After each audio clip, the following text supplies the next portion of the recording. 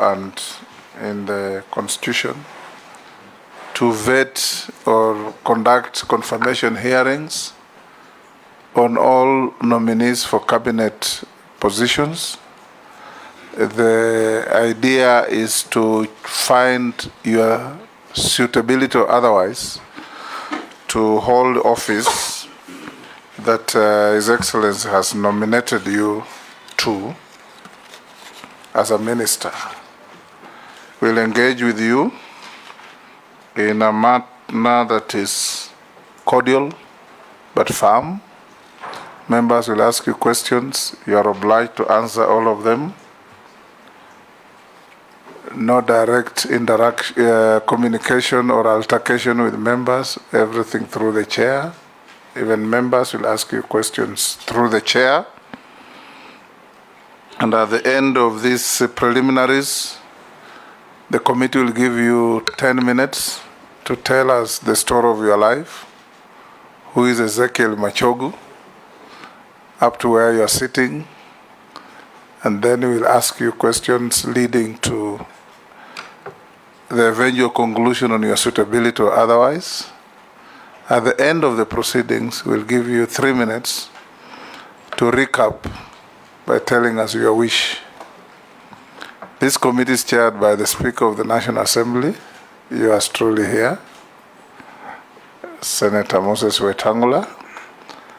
We have members who will introduce themselves for purposes of the Hansard, starting with the Deputy Speaker. Good afternoon, Honorable Mbaki, and congratulations on your nomination for the position of Cabinet Secretary for Education. My name is Gladys Boss, member for Uasin Gishu County and Deputy Speaker of the National Assembly. Karibu. Thank you, Honorable Speaker. My name is Kimani Ichung'wah, Member of Parliament for Kikuyu, and Honorable Speaker, I have known Honorable Machogu since I was in primary school when he served as a young district officer in Kikuyu. He may not have known me, but I knew him as my DO when I was in class 3. Thank you. My name is Opio Wandai, MP Ugunja. Thank you.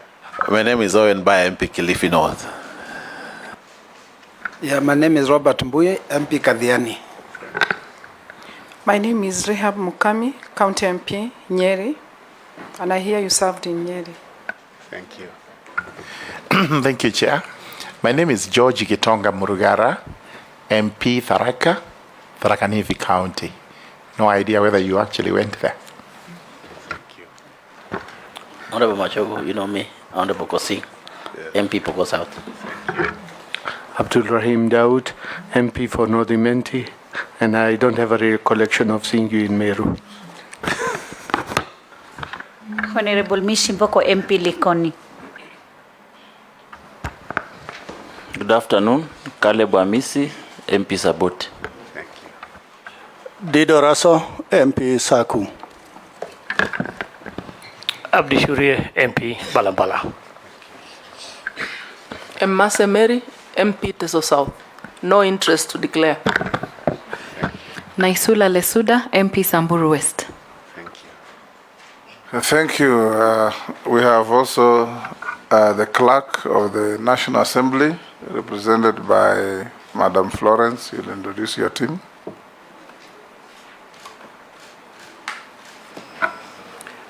Sitting in for the clerk, Florence Atenyo Abonyo, Director, Audit, Appropriations and other select committees. With me is Deputy Director, Legal Services, Mr. Michael Karuru to my left, and behind him is a team of officers in the committee secretariat. Bwana Machogu, I'll ask you a few questions, and as we start, you can see the clock. We want to engage you in 90 minutes, so we want the prudent use of time. Questions, we insist, must be precise and concise. The answers should not be any different, should also be concise and precise. Don't volunteer what you have not been asked, and don't withhold what has been asked, so that we can make good progress. I'll ask you a few issues regarding your documentation. Have you Send us your clearance with the tax obligations to the state. That's KRA, tax compliance. Yes, Honorable Chairman.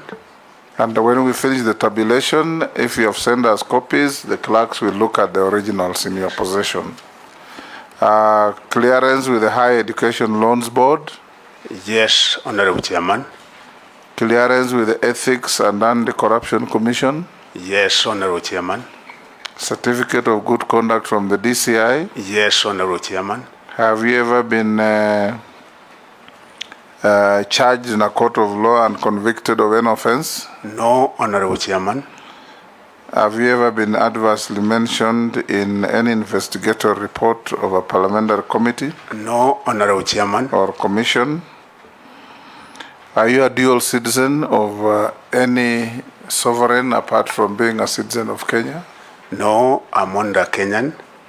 You will, apart from your documents, also show the clerks your original identity card.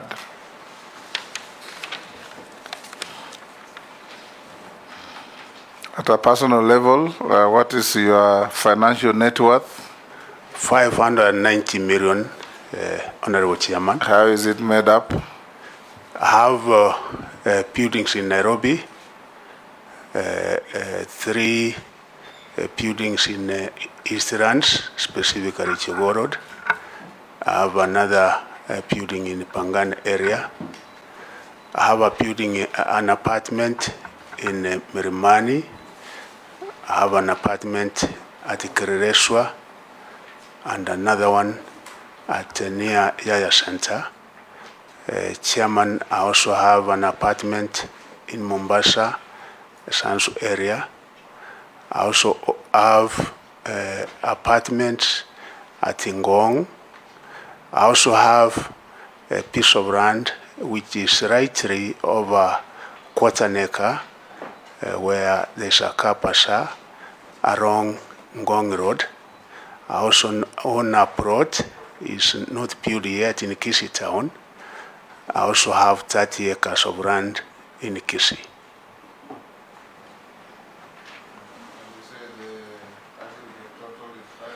It's 590. I own vehicles. I own a Mercedes-Benz and a V8.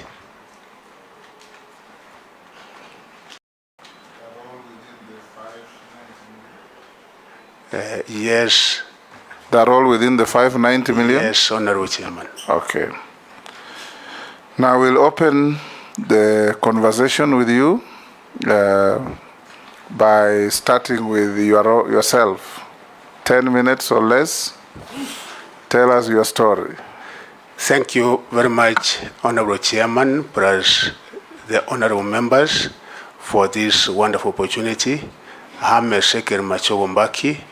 Mbaki is a Christian, married with 5 adult children. I was born in Kisii, and I went to a primary school in Kisii before proceeding to Nduru Secondary School, which is within Kisii County. And upon successfully completing my Form 4 O-levels, I went to Agoro Sare High School, which is in Nomabay County. In Nomabay, in Agoro Sare, I did my A-levels before getting admitted to the University of Nairobi in the year 1976, and I did complete my Bachelor of Arts degree in 1979. And after completing my degree in the University of Nairobi, I was employed as a civil servant, and specifically as a district officer. I was posted to Nyeri, Central Province, and then from there I was posted to Nyandarua. I worked in Nyandarua DC's office, and then after that I was transferred to Tetu Division in Nyeri District. That time they were known as districts, Honorable Chairman, currently known as counties.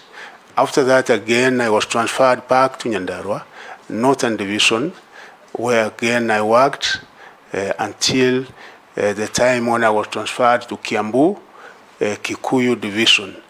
I worked in Kikuyu Division, and then I was also transferred to Kirinyaga in a division known as Gichugu. After that, Honorable Chairman, I was again transferred back to Kikuyu, and after Kikuyu, I was transferred to the Greater Rift Valley, where I worked in the Provincial Commissioner's Office, and then I worked as District Officer 1, Nandi District, and then from Nandi, I was transferred to Naivasha Sub-District. After Naivasha, Honorable Chairman and Honorable Members, I was promoted to the rank of a District Commissioner, Nyandarua District. So again, I went back to Nyandarua as District Commissioner.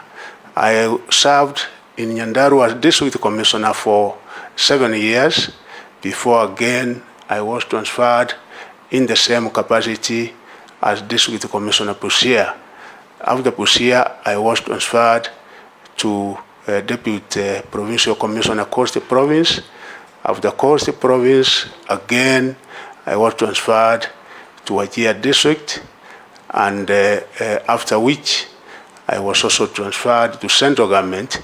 In the central government, I served in many ministries, among them Public Service Commission. I also served in Northern Kenya and the other arid lands. I served in the then Ministry of Commerce, Tourism, and East African Affairs as Senior Deputy Secretary. And finally, I served as Senior Deputy Secretary, Minister of Trade, before retiring in October 2016.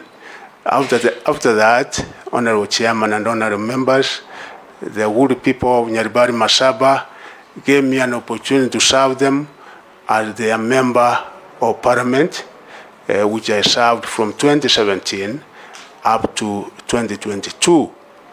I would like to inform the members and the Honorable Chair that during that particular time, of course, my contribution as an officer of government in each and every place I worked were many, and I would only like to mention a few.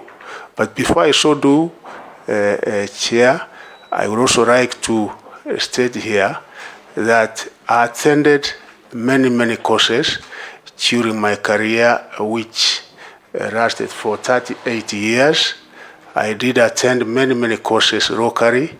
That time it was known as Kenya Institute of Administration, which is currently known as School of Government.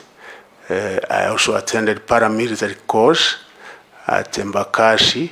After that, I also attended many management courses in Birmingham University for 3 months, in Bradford, another course which took 3 weeks. I did attend management courses in Singapore, Malaysia, India, Mauritius, and Tunisia. And Chairman and honorable members, during my tenure in civil service, I would like to give few examples.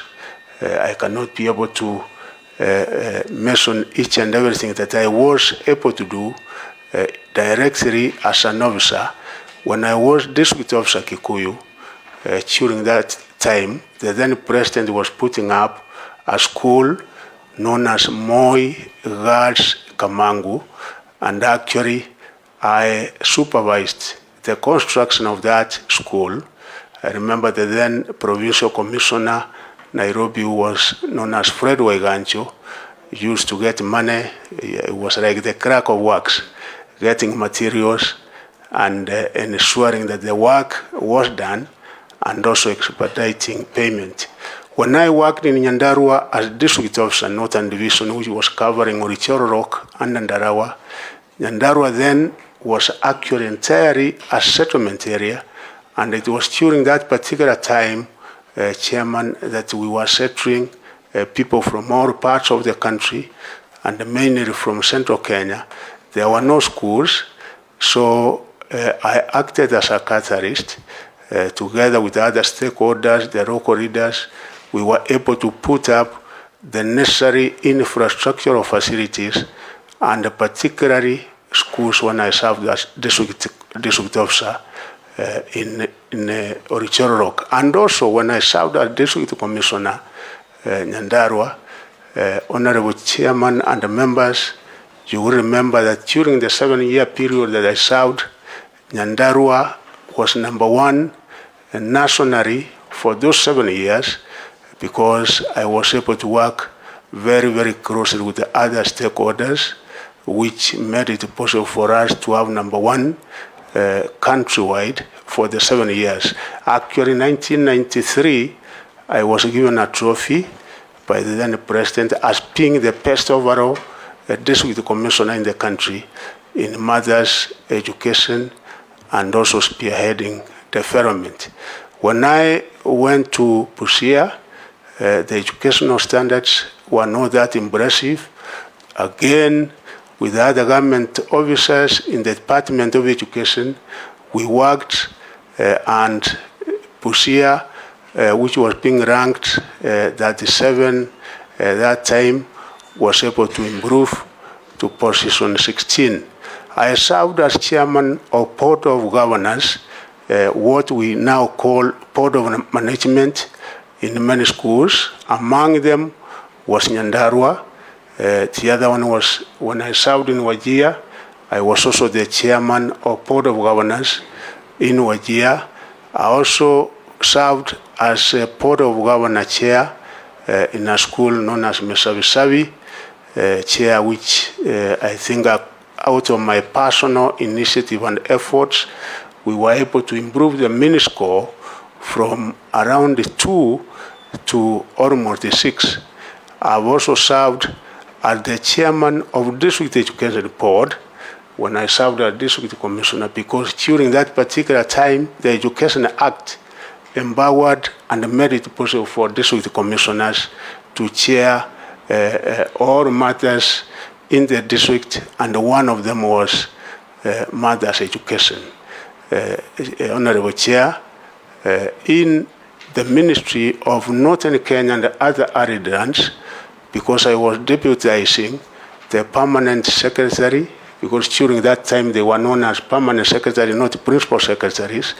I remember that among the other duties we did was supporting infrastructural development in areas like Northern Kenya and other arid lands. Thank you. Thank you.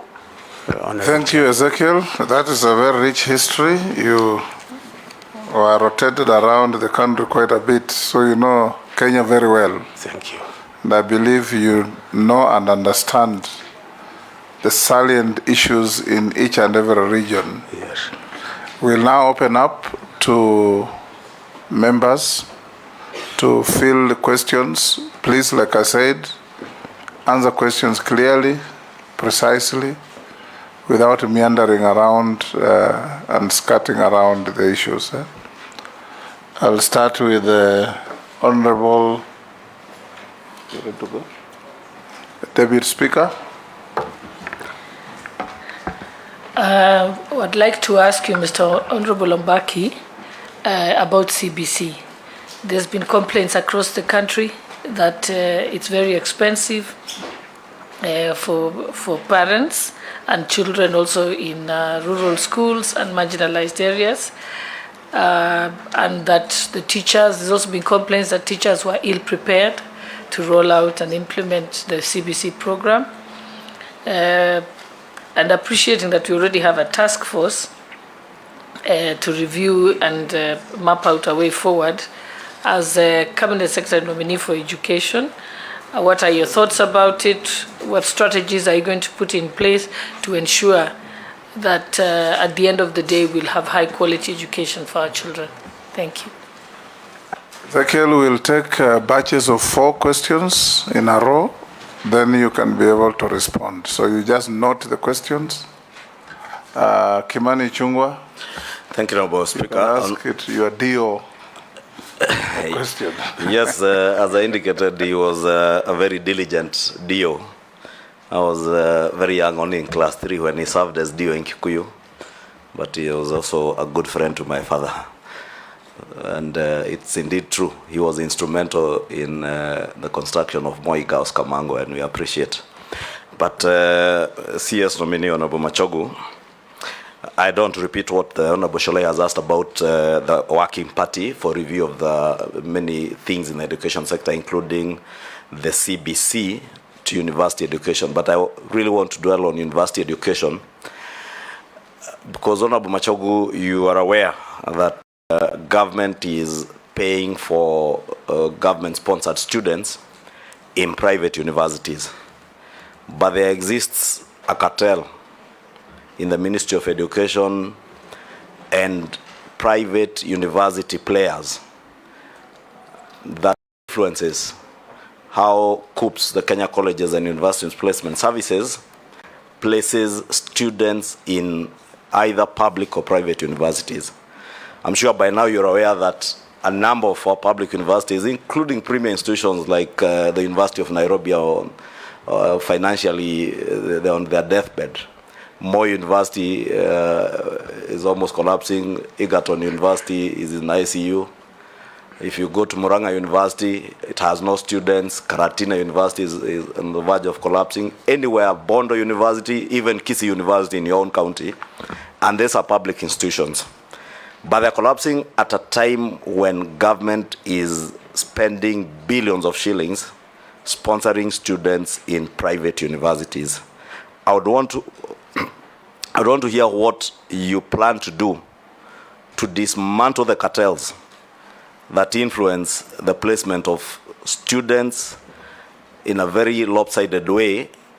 If you check your records at the ministry, maybe if approved and you settle in, you realize one private university in the last 1 year has more students placed to them than Kenyatta and Nairobi University combined as a private university. You also realize maybe when you settle down, there was a program that was called the Teacher Professional Development Program that trains teachers. Teachers are asked to pay a sum of 6,000 shillings, and I've seen there was a petition in the last parliament where teachers were appealing that this be opened up to more universities so that teachers are able to access this program in universities that are nearer to them, and in many areas, public universities. But again, you realize that program was designed by those cartels in the ministry working together again with people in private universities to make sure that one university, again, the way the program was designed was to basically favor one private university at the expense of public universities and at a great cost to teachers, because teachers are being asked to pay, and the petition, I think, was asking the government to help them with part of the 6,000 shillings, and they pay part of it and also open it up to other public universities. You can imagine many teachers in this country were trained through the teachers who taught us, UON and Kenyatta University. They were never included in this program. I would also want to hear your views on how you will deal with those. Lastly, Honorable Machogu, is on the fair allocation of resources in the Ministry of Education, especially infrastructure money that is appropriated by this House to help build infrastructure. You know, the last 2 years, the Ministry of Education has allocated resources towards the construction of classrooms. I would invite you to visit a school by the name Karai Day Secondary School in my constituency, or 5 minutes from here, the new HGM Secondary, where I built classrooms, about 15 classrooms and laboratories and offices at a cost of about 30 million shillings. The ministry has come and built one classroom at a cost of over 2 million shillings. The 15 classrooms are all not in use, and the ministry is building a new classroom apparently for the, what is it called, the new junior secondary school. What are you going to do to ensure that you rationalize how the Ministry of Education, because from the budget committee, I can tell you this is a ministry that gobbles up the largest portion of our budget. But how these resources end up being used is either a duplication of what members of parliament are doing using CDF. They have no reference to members of parliament. You go and find a classroom being built at a cost double what the member of parliament is doing at the constituency level. And when we raised the issue here, you remember the ministry was adamant that those resources cannot go to CDF or through the members of parliament. And it is the corruption cartels that persist in the ministry. I would really want to hear what you intend to do to deal with those cartels that exist in the Ministry of Education, including either recovery of the monies that were paid through the Ruaraka land theft, which happened at the Ministry of Education to the tune of almost 1.5 billion shillings. That was public money paying for a public school's land. I would want to hear, because it still exists as an audit query, since Parliament never approved it, what you would intend to do, and especially considering that the minister then hailed from your neighboring county of Nyamira. Thank you. Okay, sorry. I'll be very brief. Honorable Machogu, I had wanted to ask some question here, but from the history you've given us, it would appear that you are only deputy PC in Coast. Because during my research on you, I had come across a Mr. Machogu, who was a DC in Mombasa in 2003, who was charged in an anti-corruption court with the offense of misleading a tender board to award a 166 million road contract. Could that have been you? That is me. Ah, good. Very good. Yes, so if it was you, then you may want to help us understand how the matter ended, or the status of the matter as you speak. What did you say was the charge?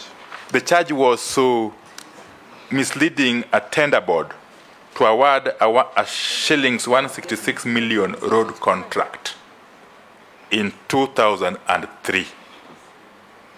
Okay. Then my research didn't mislead me. Two is the issue of teachers' employment. You know, during the campaigns, my coalition, the Azimio, had undertaken, upon assuming the reins of power, to employ all trained teachers who are unemployed. I remember the Kenya Kwanza coalition had a similar, more or less similar commitment. Indeed, it did sign a contract with or some kind of agreement with the teachers that it would also employ these unemployed teachers but are trained. So my question is, how soon, if and when you get lucky to be approved by Parliament, how soon should you expect a supplementary budget from you to enable you employ all these unemployed but trained teachers and to empower TSC to undertake its mandate effectively? Last is the issue of Egerton University specifically. That university is in a sorry state. The lecturers have been on strike now for I don't know how many years, since 20 whatever, and they have been on half pay since the middle of 2020. What urgent measures will you be taking to salvage that university, which is very critical for our national development? Thank you. Robert. Yeah, thank you, Chair. Chair, you know, this country, we pride ourselves in saying that we have free primary education, and I've also heard of free secondary education. But the reality is that parents have to keep paying for teachers, they pay for examinations, they pay for activities. They are constantly going into their pockets to make payments. And you know, this is one of the reasons why a lot of our children are constantly on the roads, going back home to pick money so that they can attend classes, which is against the Basic Education Act.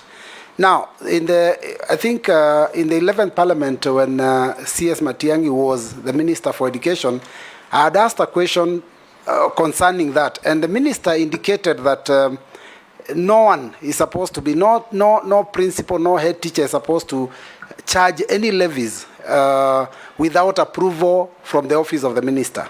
Now we know, all of us, that this continues happening all over the country. How are you going to solve this problem once and for all, so that our children can remain in school from January to December? Ezekiel, you can, Owen, so that I finish with your side. Okay. Ezekiel, I have two very short questions. One, there are a lot of secondary schools that have been built using CDF. A lot of them, probably you, when you are MP in your area, you built new one. Ministry, especially during Magoha's time, he refused to register secondary schools. And those schools are there. Kids are gone through Form 1, Form 2, Form 3, Form 4, but they have to do exams in another school because that school has not been registered. Because there is a moratorium that you cannot register new schools. Yet, population in this country keeps on increasing. New kids want to reduce distance from home to school, but the ministry has been an impediment towards registration of new schools. What are you going to do about that? And secondly, I want to also talk about universities just a little bit. Usually universities receive expenditure estimates from the budget, and they are allocated 100 million, but the ministry only ends up sending 30 million to that university. The rest of the money, we do not know where the money is going. Universities are collapsing in this country. As you take leadership in that ministry, I hope you will not be that one who only goes to primary schools, a professor who goes to primary schools and supervises primary schools and leaves universities to die. What are you going to do to give the universities in this country a new face, a new energy, and a new eager? And then lastly, on the issue of the sweeping laws, which were actually withdrawn at Parliament, where minister wants to appoint vice chancellors, he wants to be in charge of all universities in this country. Do you still want to bring these laws, or will you withdraw them? Will you give vice chancellors an opportunity to manage universities without interference and stop sending girlfriends to be members of council of universities? Thank you. Yes, you can. Ezekiel, answer those 5 interventions. Thank you very much, Honorable Chairman and Honorable Members. I know it is the concern of each and every parent in this country about the new system of CPC, and people are anxious. And of course, because of that anxiety and the concerns voiced by the many Kenyans about this system, it was within the wisdom of His Excellency, the President of the Republic of Kenya, Dr. William Samoei Ruto, to appoint a presidential working party with very clear terms of reference, so that they can be able to get views and comments from each and every Kenyan, such that once they have been able to come with a clear recommendation, then as government and Minister for Education, I will be able to get a roadmap.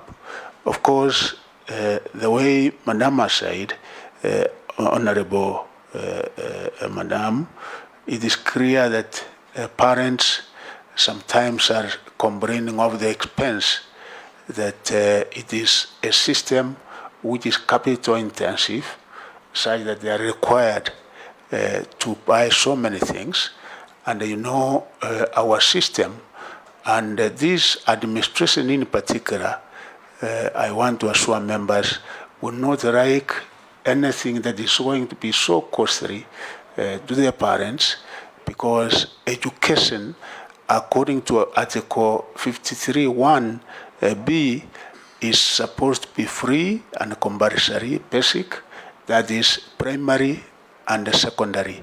So once I get the recommendations of the task force, this is one of the areas that I'm sure they will be able to come up with, such that it is made manageable, because Kenyans, with the COVID and the economy the way it is as of now, parents might not be able to afford certain things as it is indicated in the CPC curriculum. The teachers have also, I was checking, they undertook an induction course of about 1 week. 1 week might not be able to be enough for them to understand the content of the curriculum the way it is, because this is subject-based, and I think the kind of induction that they were taken through was not subject-based.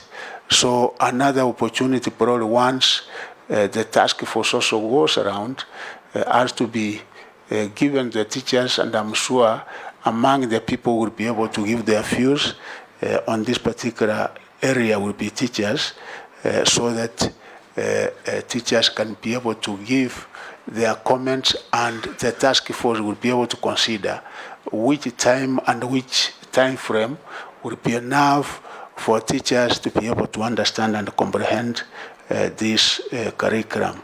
We want to ensure that there is high quality, because one other thing that the task force has to look at is the assessment, because, you know, this has been categorized into two. There is what they call formative. Formative is the continuous assessment, such that when one is in grade 4, they are graded and given 20 marks. When he's in grade 5 and 6, equally 20, which now makes a total of 60, and then that now a continuous assessment. How regulated is it? What instruments of measurement are used so that we know the measurement is right at that particular level? And this is one of the areas that the task force will be able to look at, so that we ensure of quality of education from this level. And also summative, of course, now comprises of 40% of what they are supposed to be tested on. University capitation, yes, as members have clearly indicated, there is a lot of problems in our universities. There is underfunding, there is all kinds of problems facing our university. And Honorable Chair and members, you are aware that government gives capitation to all public universities, and according to the amendment that was done by the National Assembly, I think in 2016, is what made it now possible for private universities to access capitation money. But when you also look at the figures, anyone going to a private university is given, I think, about 63,000, when one who goes to a public university under government sponsorship is given about 153. So up to now, we have, I think, in a 4-year period, about 86,000 of our Kenyan students in private universities, and of course accessing public funds. This is not a policy matter, but I think a legislative matter, because it's an act of Parliament, and Parliament has to probably come up with an amendment in case the stakeholders feel that it has to be done. Honorable Chairman, I'm a bottom-up person. I understand the government system. I know the way it operates. And in case there are cuts in that ministry, I think it is time for them to start packing and going elsewhere. Because with Machogu at the helm of that ministry, if there is anything I will not allow, I will write value for money, shilling by shilling, and we will be able to do very proper monitoring so that we don't lose any money at all. I agree totally that there is duplication. In actual fact, if you see what CDF has done in a number of constituencies, because when I became Member of Parliament, Honorable Chair, I did benchmarking actually in Kipikeron East and in Tinderet, and I used repurposed contract. So a classroom that I was doing at 600, same size, same quality, you find brought the ministry at 2 million. So these are some of the things that I have an opportunity, and if there's anything I would do, because I've been a member of parliament, is to work very, very closely, hand in hand with my honorable members, so that you are able to provide oversight, including even identification of the schools which are to benefit out of infrastructural funds, because I think the way and the manner in which it is done probably is a little bit opaque, and I will make sure that it is totally transparent, so that there is that participation, so that we are able to get a school from each and every constituency, each and every sub-county, and the input for me or us in the ministry level to arrive at that particular decision would have been made from the constituency level. Teacher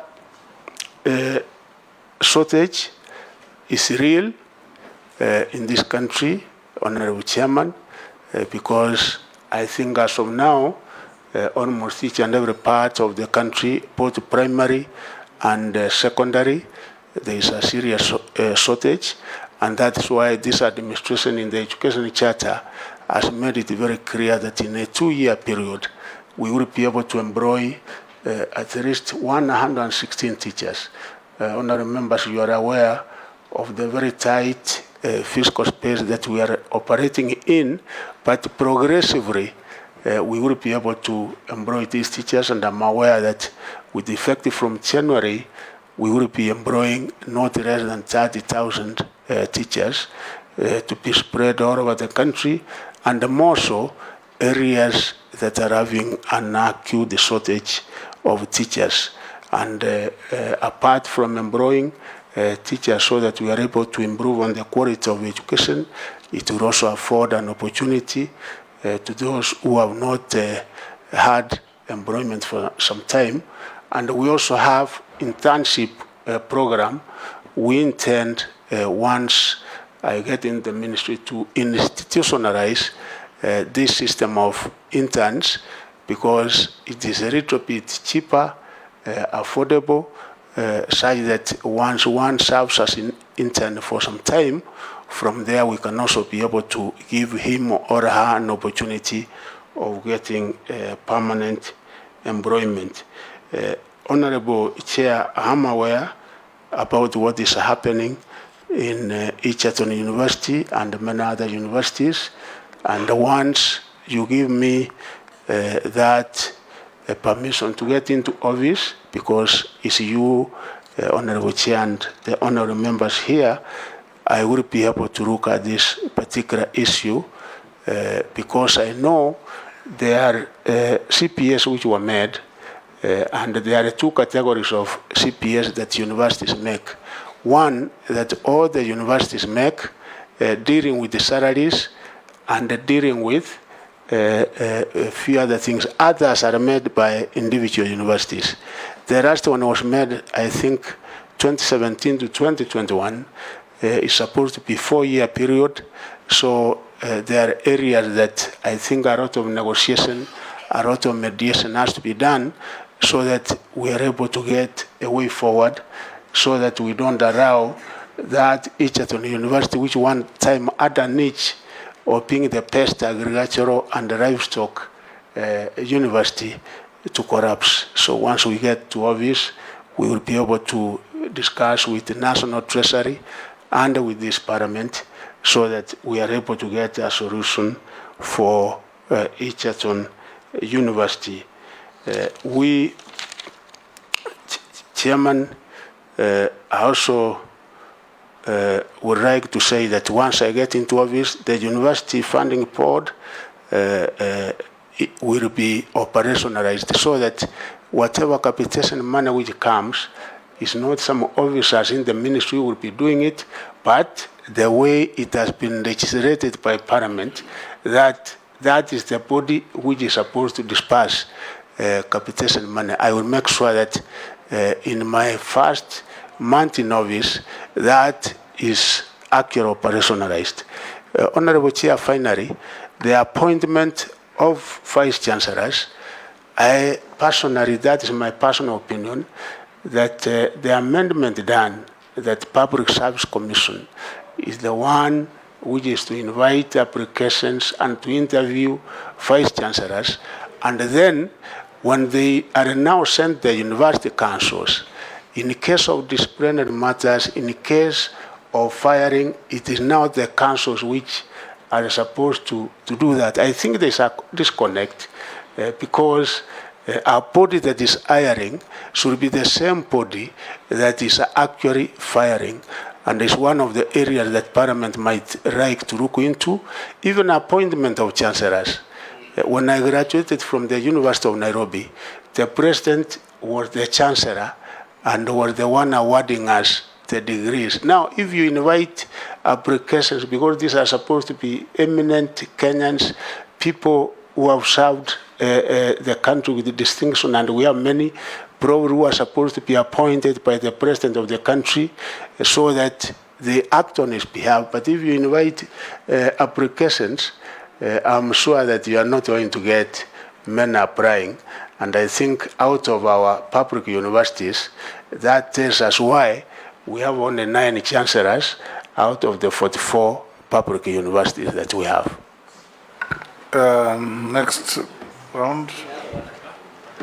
Mr. Chairman, did he answer all the questions? You have not answered about the case. Even the TSC. Sorry. TPD. Tuition of teachers of schools. Yes. Sorry. Now, when I worked in Busia, District Commissioner Busia, 1998, I was, by virtue of my office, the chairman of the tender board. The tender board used to comprise all heads of department, and it was now anything that a head of department or a ministry wanted to be discussed in the tender board, we initiate through the procurement or supplies officers as they were known then. So a request came from the district public works officer. In actual fact, we had no money, and even by the time I left Busia, there was no money. Ours was now to recommend to the Ministry of Public Works, the PS, for the road to be done, graveling. And after recommending that particular contract, the PS Public Works signed, and it was countersigned by the PS Finance. But as it were, about 5-6 years later, because that thing was done 1998, some of these cases, if I tell you a story, if we had the time, you will understand how some cases can be investigated by certain other people for certain other reasons, personal vendetta, reasons which are not real. So a case was actually investigated against me, where people said, actually formed the tender board, that there was waiver from PS Finance for selective tendering, arbitrarily informed. So informing would have appeared in the minutes. There was nothing in the minutes indicating Machogu informed anybody. When I questioned that actually you have brought a person to court who was not supposed to be brought, they substituted that. Now said, arbitrarily convened and chaired a tender board. That one count. Nobody ever accused Machogu of anything. So, convening the chairman, you don't convene. Actually, it is the secretary, and in that particular aspect, had a letter inviting me as chairman to the meeting. The other thing I had to prove to the court was the circulars of that particular time, that the person who was supposed to chair the tender board was actually the district commissioner, and also to prove to the court that I was not some imposter from somewhere. I was properly appointed as district commissioner, and actually I was not an imposter. So the court said Machogu had no case, and because of that... Where was the court? In Busia? No, here in Nairobi. In Nairobi. And because of that, government, for malicious prosecution, Machogu was paid 10 million, and actually it accrued interest. So when the government paid, it paid me 14,873,000. I was not a millionaire, but they made me one. Courtesy yes. of people prosecuting cases. That's fine, that's fine. It's the other one, and the I undertake, Honorable Chair, yes. that indeed the way to go in this country is day schools. Boarding schools right now, and the boarding day schools, we have over 70%. If we have to have 100% transition, we require day schools. So one thing that I would have to look into, the first month, as you allow me to get into office, is to have those schools which are not registered to be registered, because they have teachers, and will not be an impediment to any such as a ministry. Very good. Teachers' employment. How many teachers? Yeah, we are starting.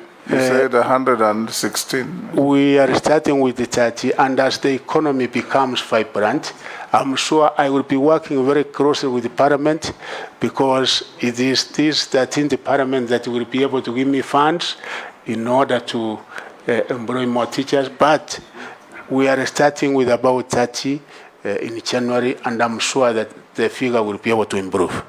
Thank you. Now, this time we start from the front.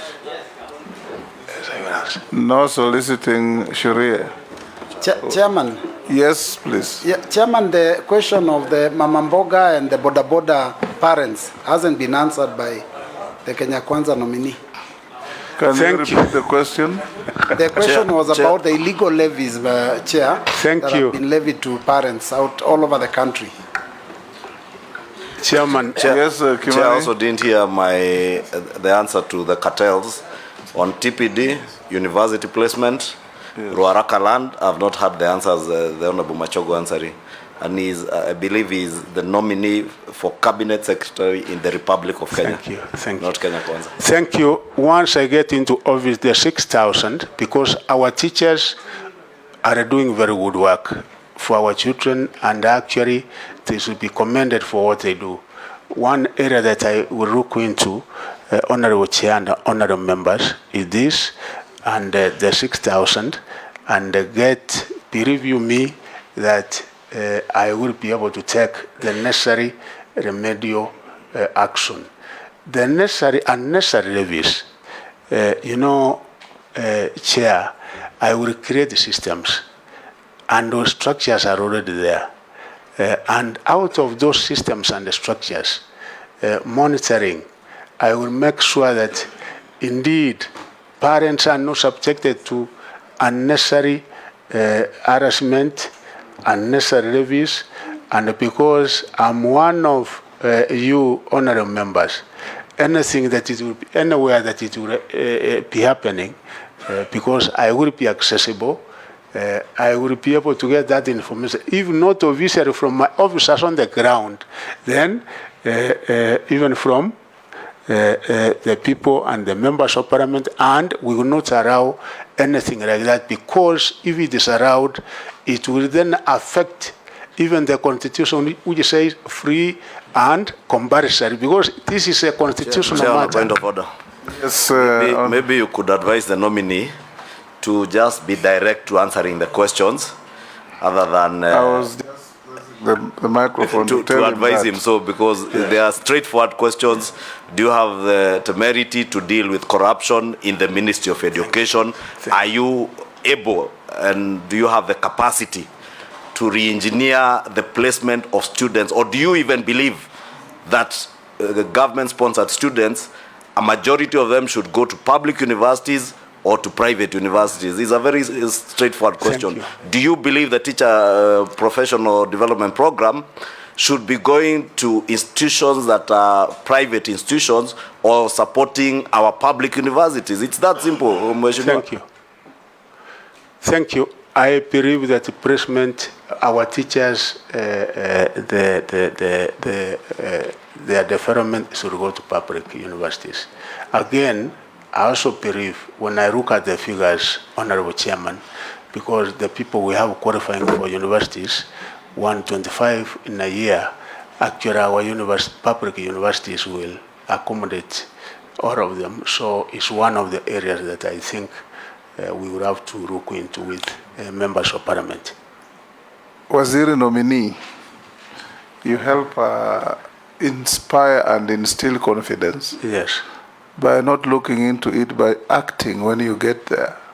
Is there any justification in truncating Egerton, Moi, Kisii, Southeastern, all these universities, and you are taking students to private universities and spending public money to bolster private universities when public universities are collapsing? It is not something to look into. It's something you have to go and act. I will, because it is not only a policy matter but also legislative, I will come and I will be able to present to the Committee of Parliament so that Parliament now can be able to, so that we do the amendment, and it will not be in piecemeal, it will be thorough because I've looked at the Act. Okay. Now, we'll start from the front row. Mama Mishi, Daud, Posing, George, Ferdinand. One question each. Yeah, and I just want to emphasize, Ezekiel, please just answer the question. Thank you. Story mingi wacha. Thank you. Yes. When a question is asked, what will you do with the cartels? You don't need a story to deal with cartels. Thank you. You'll either deal with them or you'll not deal with them. Thank you.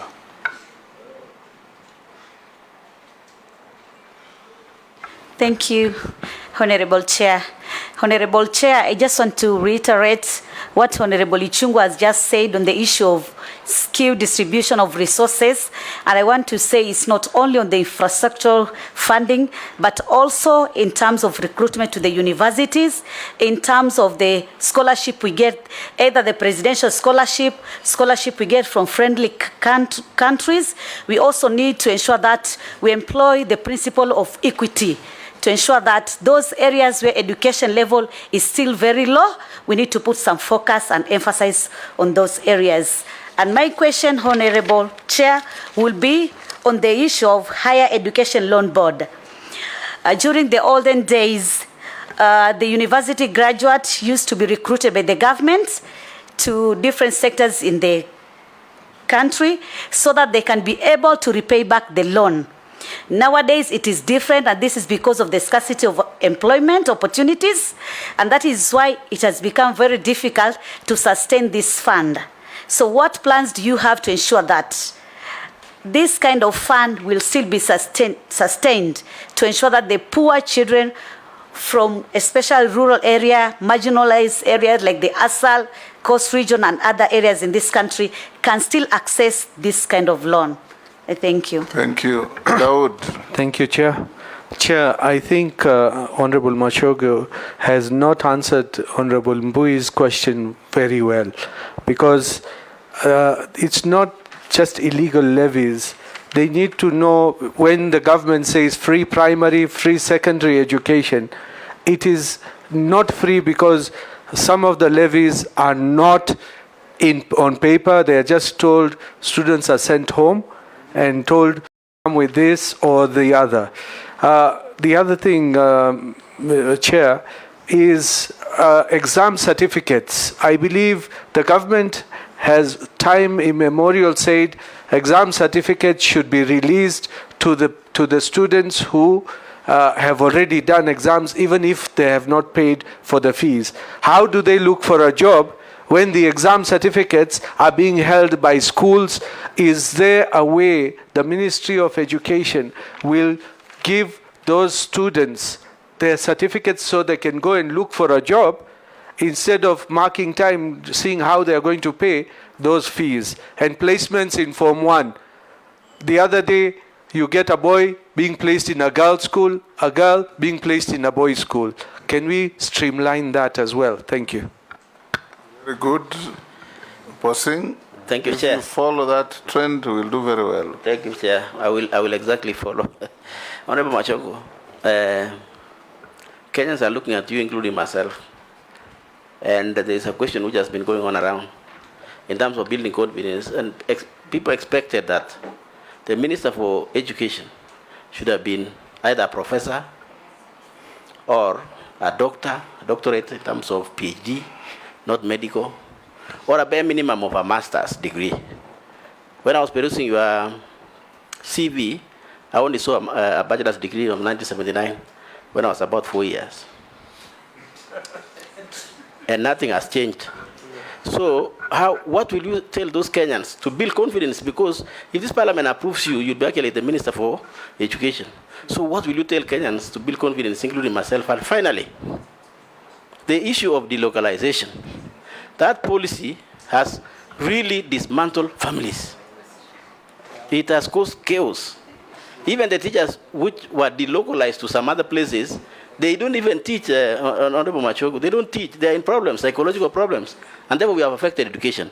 Kenyans have suggested that that policy should be scrapped and return people back to home so that they can teach properly. Will you agree with those Kenyans that are saying that we should be scrapping, including myself?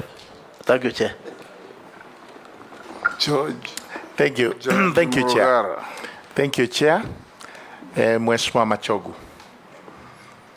This is on behalf of the teachers. Problem number one is delocalization. That has been addressed. Problem number two is the government trying to usurp the powers of unions for the teachers, KNUT, KUPPET, to make them puppets, so that for whatever reason, teachers are controlled and they are not able to agitate for their rights. Number three, the difference between the salary of an ECD teacher, who is required to have a D- or a D+ and a diploma, and a P1 teacher, who is supposed to have possibly a C+ and a certificate. The ECD teacher earns 60,000, while the P1 teacher earns 30,000. How do you propose? Another problem is also promotion of teachers, because the ministry argues there are too many. You find that most of them, P1 teachers, will never be promoted. That brings disparity between what P1s earn with the senior teachers, deputy head teachers, and head teachers. The other one is the medical scheme you have. George. It's a problem for the teachers, so it is good I put them together here, how it's going to be. The medical allowance, because teachers complained they were not consulted. What happened is ministry scrapped the medical allowance, heaped them into an insurance company so that they would take medical cover. As a result of which their lives have not improved. In fact, possibly it is worse, because this is centrally managed and they have difficulties making claims. The question is, teachers' welfare. You as the Minister for Education, what policies are you likely to put into place to ensure that teachers, who are stakeholders number one in education, are actually catered for? Let nobody emulate Murugara. You be sure I'll not Ferdinand. do that. Be sure I'll not do that. I just want to ask you, the appointee, I want you to be very clear. I sometimes having a problem with the teachers. You send the commitment letters to the teachers that you're going to pay school fees for students and even make that commitment the date. And yet students actually send away. They want hard cash to be taken to schools. So that at the end of the day, you have a lot of school dropouts because there's no consistency in school attendance. And this is basically because teachers don't even work with leaders. You tell them you are going to do ABCD, you have it in writing. I normally call it a commitment, because CDF may not come on time and pay school fees for them, pay for university and what have you, And then yet teachers send students home in that discipline. What are you going to do about it? Finish that front row. Thank you, Chair. Honorable Machogu, congratulations for your nomination. I just want to ask you about the school feeding programs. Because as I'm seated here in Nyeri County, the children are not able to go to school in Kieni. Ensuring that pupils are well fed, healthy, and able to learn is essential to the effectiveness of the education system. What will you do to enhance the sustainability in the school feeding program to ensure universal primary education and education for all, especially in the marginalized regions? Thank you. Ezekiel, you can answer those. Thank you very much, Honorable Chair. Skilled recruitment.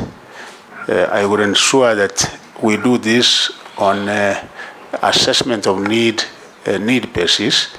Areas that have acute shortage, areas that are lacking teachers, those are the areas that will be able to recruit and send teachers, and not in areas where we already have almost enough. Scholarships are many. We have the RIMU scholarship, we have Jomo Kenyatta, we have Navi Equity, and other bodies. I will make sure that I streamline this so that every part of Kenya, and particularly the disadvantaged and marginalized areas, are able to benefit from these scholarships. Making help sustainable, I'm aware that indeed the funding has been constant, but there has been an increase in the number of students, both in universities and the TVET, and also their own repayment, because this is supposed to be a revolving fund. So you get their own repayment that they are supposed to pay is not forthcoming, not because of a fault of their own, but because some have left the university, they have not been able to secure employment. So this is one area that we will also make sure that a proper assessment is done in accordance to the number of applicants we have, so that we are able to consider the very needy cases to qualify for these loans. Illegal levies, I assure you that during my time as Minister for Education, I will not allow this to happen anywhere, and upon the teachers, in collaboration with Teacher Service Commission, I will ensure that these levies are not supposed to be there. Actually, primary school is supposed to be 100% free, apart from the parent on the buys uniform. On the uniform. And the other thing that parents, in conjunction with the school committees, in case they find it necessary, another area to provide food, lunch, then they agree on the amount that each and every parent is supposed to give, and that information is also supposed to be given the ministry. I think those are the only things that a parent is supposed to do. So I undertake that this one, I will make sure that no such illegal levies. Exam certificates, indeed, the ministry, I remember seeing those circulars clearly saying that even if a child has not been able to pay school fees, they should be able to be given their certificates. Mine will be to enforce and make sure that whatever circular which was issued earlier, these certificates are given out, because I remember there is a circular, but on the enforcement that requires to be done. Chair, he's just said, can I? Yes. Clarificate. You see, that circular, Chair, has been there for ages, but the students can never access that one because enforcement has been difficult. Is there any other way that the students can get their certificates, probably from a Huduma center, directly without going to the school. Deputy Speaker, just hold. Yes. Deputy Speaker has a minor intervention. Yeah, sorry, I have to make an intervention. You've mentioned school fees, school uniforms. So you've said that the only thing parents need to pay for is the uniforms. But do you know that the uniforms are more expensive than the school fees itself? In a secondary school, a student has 2 types of jerseys, has a tracksuit, then has a fleece, and then has something else, and has shoes purchased from a specific vendor, which is like maybe sometimes it even goes up to 3,000 shillings a shoe. Well, parents, they should just tell parents black shoes, and the parents can go to Mitumba and buy it for 500 shillings. So actually, uniforms are so school is out of reach because of the challenge of uniforms. And the teachers are in bed with the school uniform suppliers. Oh, yes. Yeah, thank you. Chair, can I just start on the uniforms? No. On the uniforms. You'll have a chance to ask. because of the uniforms is one thing. Okay. Chair, besides being given directive as to which shop, schools these days now are directing that they buy from the school, such that the teachers have now abandoned their responsibility. They have become tailors, and they are now starting selling the same uniforms in schools. Chair, you can see of your work yes, cut out for you Chair. if we approve you. My system and style of work is that I'm going to move almost county per county, and not only moving around for the sake of it. I will ensure that what the government has said should be implemented will be implemented. We will not allow those cartels where somebody is restricted. We are in a free market economy, such that you cannot say you specifically go to such and such a shop, because then there is conflict of interest. It means you have interest. So I assure you, those are now cartels. And at the aim of that ministry, if there is anything I'm not going to allow, is the existence of cartels. So I will make sure that things are done and done in the right way. Chair,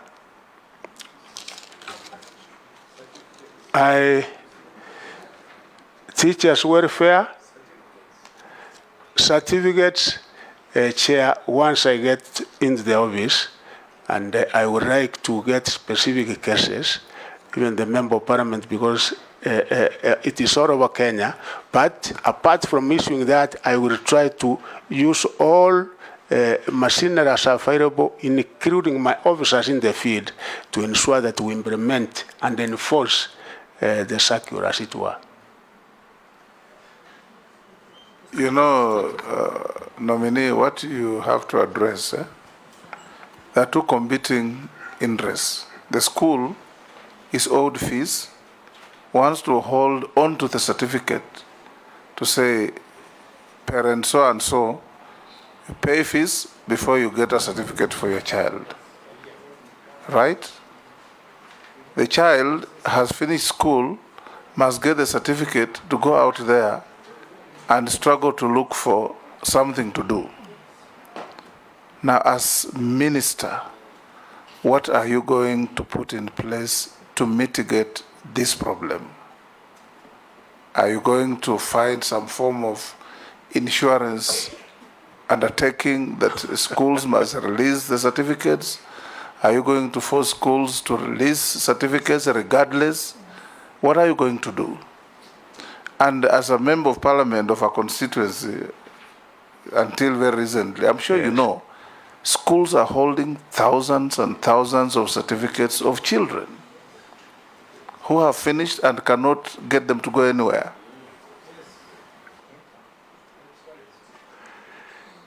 Thank you, Chair. This is one thing that once I get into office, I will think it through, even if it means Kenya National Examination Council, in some of these cases, issuing now direct where teachers are behaving like that, because we have to work very closely with the Teacher Service Commission, where we find the teachers not complying, then disciplinary action is taken. Yes. Have you finished answering all of them? Not yet. No, I'm answering. But I just want to add, as an experience, Let him finish. Let him Let finish me- the answers. Thank Then you. I'll give you an intervention. One other thing I want to answer is that Machogu is a manager. Machogu has been tested. He's seasoned as a career civil servant, a prolific administrator, and actually what the Ministry of Education requires is a manager, because I will be able to understand the dynamics, which I will be able to grasp within no time. And once I know the mandate of that particular ministry, I am able, with the experience, I will leverage on the leadership, management, and administrative experience I have. And there's no doubt that this will be the best among the top ministers that ministry has ever had. Because really, what a minister requires, you are dealing with matters of policy, which I will be able to deal with. I will be able to engage so much with all stakeholders. Ministry of Education has many stakeholders, more than any other ministry.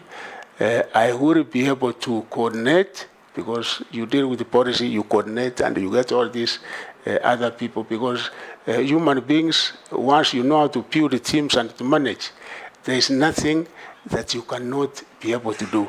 So I have what it takes to ensure that we take the ministry to another level. Feeding program, we have it in 10 arid areas and 16 semi-arid areas, that is 26. We have informal settlements, we have slums, and this number, this administration undertakes to increase the number from 2,000 to 4,000.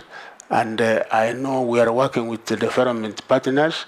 We would like this number to be increased even more, finally to pro 7,000-8,000, with the funds being available, because it's something that retains our children in school, also improves the quality of learning, because, you know, once they get food, it improves the quality of learning.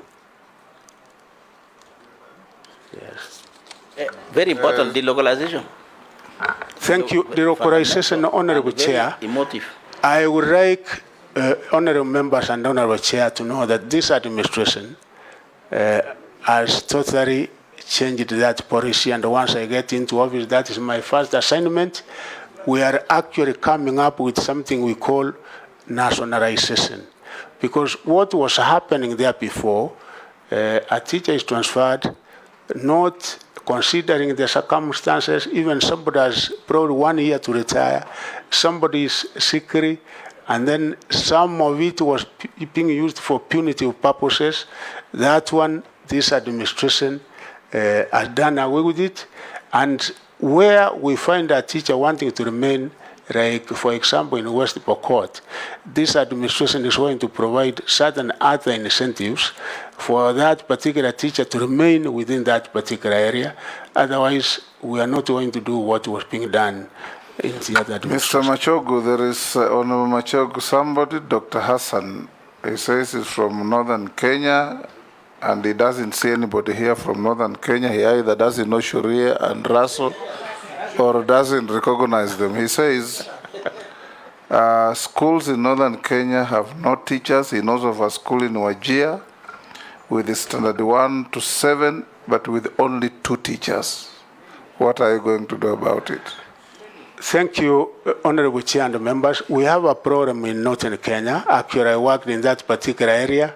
There are 2 ways of working out this, Honorable Chair. One, we have to work on matter security, because we have so many unemployed teachers, but because of cases of insecurity, they have not been comfortable working in those areas. 2, we have to provide a mechanism where, even if it is in-service courses, such that we are able to employ the local people to work within their areas, and we subject them to in-service courses, we don't insist that one has to have qualified as a P1 or diploma teacher in order to access employment, because I know and I'm aware that there is a very serious problem. And once I take office, we will be able to discuss with the local leaders and the Teacher Service Commission so that we are able to get some kind of permanent solution to the problem that is existing in northern Kenya. The next batch, Koech, Amisi, Raso, Shurie, Emase. Thank you, Mr. Chairman, Honorable Chair. Mine, Honorable Machogu, and just for the record, my name is Nelson Koech. Sorry, Mr. Chairman, for walking in a bit late when you had started. Mine will be on universities. You saw the case of Kenyatta University. These universities, most of our universities are now reeling in huge debts. Yet they have some of the most prized assets. How will you harness, use PPP to unlock the wealth and potential in our universities and its assets? Amisi. Thank you, Chair. There is this paradox that I want you to help me unravel. The first is that you look at the education, the budget every year. It has the highest chunk on our national budget. But conversely, the results of the education is actually still affecting our budget. The degrees holders are on the streets. It still comes to back and get budget to take care of youth population bulge. Second, there is a disconnect between success and education. Something that is discouraging even the students, that the most successful people in Kenya are mostly dropouts or maybe just averagely educated. Maybe globally, not just in Kenya. That you'll see the people who pursue their talents are the most successful and rich. But the professors and the doctors and maybe averagely or just poor. Is this something that bothers you? And what is these new ideas are you going to really improve our education so that it matches the success and the effort that students put in? They must be hopeful in life that once you finish education, you want to be somewhere. But it is a big disconnect, so much so that graduates that are burning papers on the streets, they are burning their certificates and getting disillusioned. Some are committing suicide because they see their fellows who dropped out in class 2. There are members of parliament, there are governors. You are being told that you can go to a cabinet without a degree. You know, is this really the education sector you want to build? And is it giving morale to students? Russell. Thank you very much, Chair. Honorable Machogu, congratulations on your nomination. Nelson Mandela said education is the greatest equalizer. It is true to say, looking at your CV and your exposition to this honorable committee, that you worked in Nyandarua and also in Wajir. From your experience, those two regions are Kenya, but the education standards are obviously very different. Where more from Nyandarua access higher education, going to universities and higher colleges of learning, the same numbers are unlikely to be attracted from Wajir.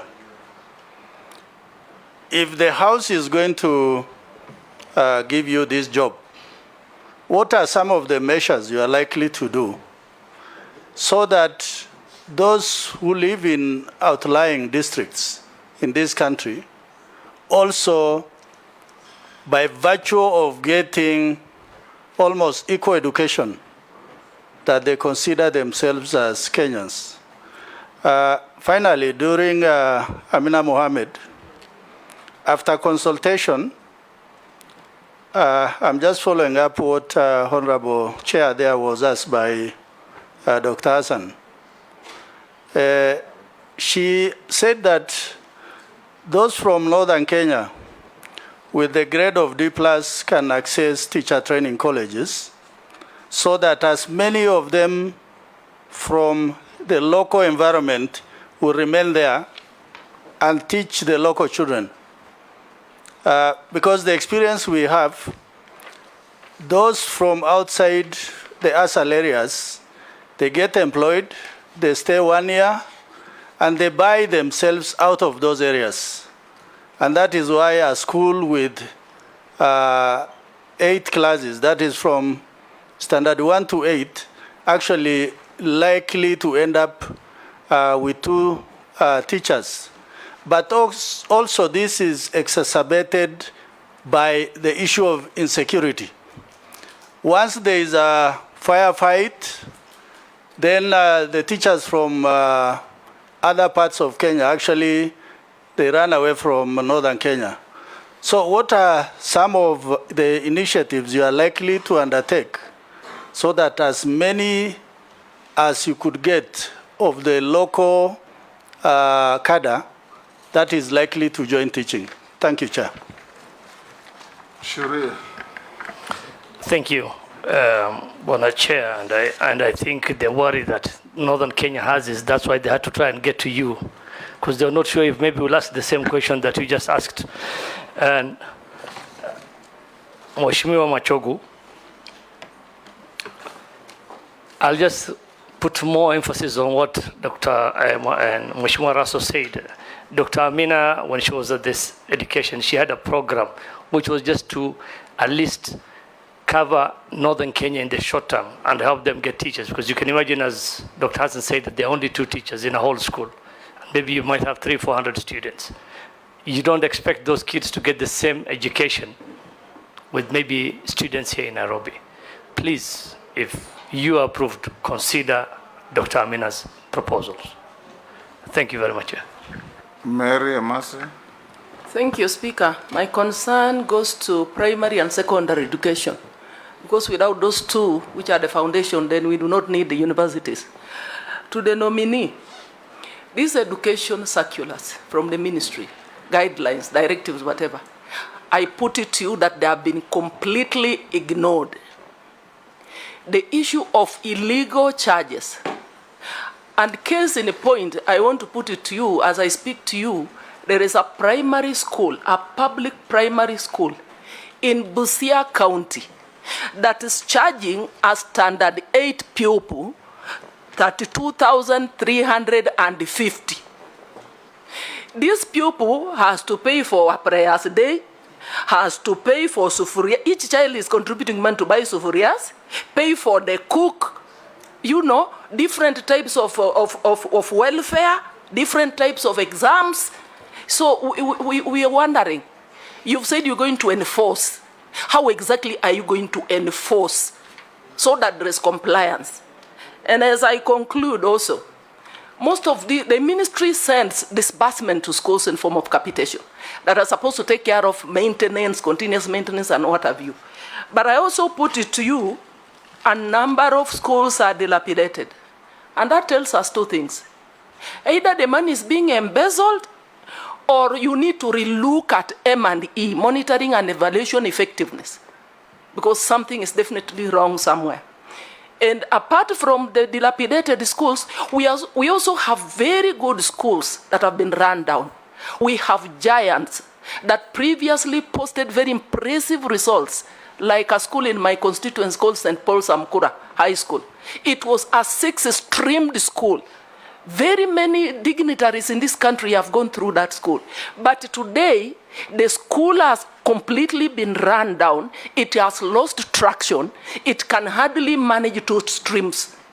So what are you going to do about such institutions? And finally, Mary, that's finally, Mr. That Speaker, I want to just remind the nominee on the question that Honorable Mukami asked on school feeding, because we campaigned on that platform. We aligned our manifestos to our presidential manifesto, and Kenyans are asking when are we to expect implementation? If we approved your nomination, how soon should we have that in place? The issue of sustainability and the issue of how soon would you implement? Thank you. Ezekiel, we can deal with those 5 very quickly. We are running out of time, and we still have 3 members who want to ask questions. Thank you very much, Honorable Chair. To start with Kenyatta University and many other universities that are in financial problems, I think we would encourage universities not only to depend on the exchequer, but also explore on other ways of making money, because, Chairman, actually this problem goes back when the universities, we had Module 2, commonly known as the parallel programs. Universities had a boom, but when this now changed, the entry grade from a B to a C plus, such that they don't have any more students. So they have to look for revenue streams apart from what they are getting from government, like research, innovation. Actually, universities, their core mandate is research and innovation. We want to encourage our universities to get into this, because by so doing, they will also be able to generate money. There is a lot of idle capacity, idle land.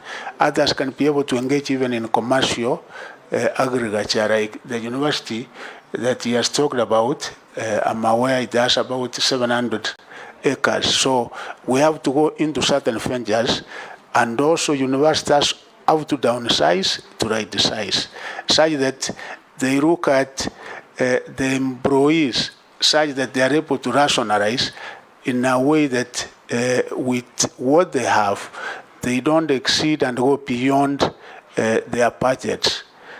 So we will also be discussing with the vice chancellors on this, because it's not one university, it's almost all of them, and I'm sure once we discuss, we will be able to come up with ideas that should be able to save the situation. Even endowment fund, where the alumni, if Machogu was in Nairobi University, there are so many people who can be able to come in one or the other and assist, and even making universities as destinations. In the region, once we have best universities, we can attract the people from Rwanda, from Tanzania, from the neighboring countries, and by so doing, they will also be able to generate additional income. The relevance of education, question number 2, your Honorable Chair, it is through that education takes the greatest percentage of our revenue, 25.9%, or they're about to be exact. And sometimes we have children going to university, even middle-level colleges, and when they come out, there is no employment, or when there is actually underemployment. So this situation of joblessness, also when you analyze how relevant are the courses that we offer in some of these universities, does the market require some of the courses that we offer in universities? So this is one other issue that we have to look at, that we our university courses are demand-driven, such that what the market, the industry requires at any given time is what we are able to train our children in, so that once they finish college, chances of getting employment will be better. Education as an equalizer, I agree with you, Nyandaru and Wajir, because I worked in the 2 places. I will, once you give me permission to assume office, discuss with members of parliament from Northern Kenya, because I also understand the program so much, having worked there for almost 3 years. I know that even matter security, because when I was in Wajir, before I went there, used to be a lot of banditry, and we were able to deal with it. By the time I was leaving Wajir, there was no banditry. So one other thing, I will be able to liaise very closely with my counterpart in internal security. We deal with that problem. 2, I propose that we must have a way forward and domesticate this in a way that even if we have in-service courses, and I think Teacher Service Commission has no option in some of these things because we cannot be able to move ahead when another part of the country is actually lagging behind, and the solution is not going to come from anywhere. We have to have homegrown solutions. So I will be with you in this, and I assure you that we should be able to get a solution. And one of them is low-cost boarding schools, because the nature and the lifestyle of our people in northern Kenya is nomadic. Sometimes they are able to move from one place to another. So establishment of low-cost boarding schools will also be one of the issues that I will be able to look into.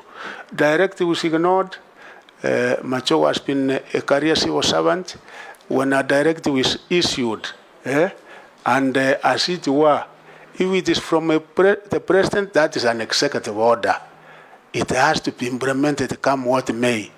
I've seen even orders issued from the highest office and the people don't comply. Because if you don't comply, then you are asking for dismissal. That is insubordination.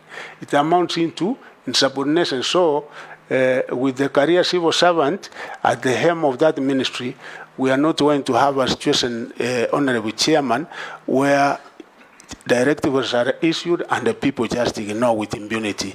That impunity in this country is one other thing we will have to deal with, and I assure you, if it is in the means of education, I will deal with it squarely. Finally, we also have 32,000, Madam, I worked in Busia, Amukura was a giant, and some of these schools, Honorable Chairman, my personal experience is that a school is as good as the principal or the head of that institution. So sometimes we have appointed people as principals. They were good in the classroom, very good, but you find they have not been undertaken through the necessary courses for management. So capacity, what we are also going to do with our head teachers, some of them who have done so well but they have not been capacitated, we will be able to build the capacity so that when they are heading such schools, then they know financial management, they know how to deal with the various stakeholders in a school, so that we are able to improve the standards of this school. Bamukura being one of them. We will also be able to make the quality assurance officers, because like in my constituency, if I give an example, I know this used to be inspectors of schools. During our time, you will be able to confirm that these are the people who used to go around schools, and when they used to come and inspect the schools, then whatever they said used to be done. So we'll also make sure that that particular department, we are able to strengthen it, we are able to support it, so that they are able to do the work that they are intended to do. Next, Naisula. Gikaria, you already asked a question. Naisula, and then Mule. Okay. Thank you, Chair. Please take a minute each. You can see we have 52 seconds. Okay. And we have 2 nominees waiting. I'll be very brief. I just want to reiterate on the school feeding program that as you look onto it, please just consider water for schools, and especially during this time of drought, even if it's water tracking, students are really struggling in schools, and to make sure to understand that some children just go to school even to have that meal, 1 meal a day. My question is also on sanitary towels.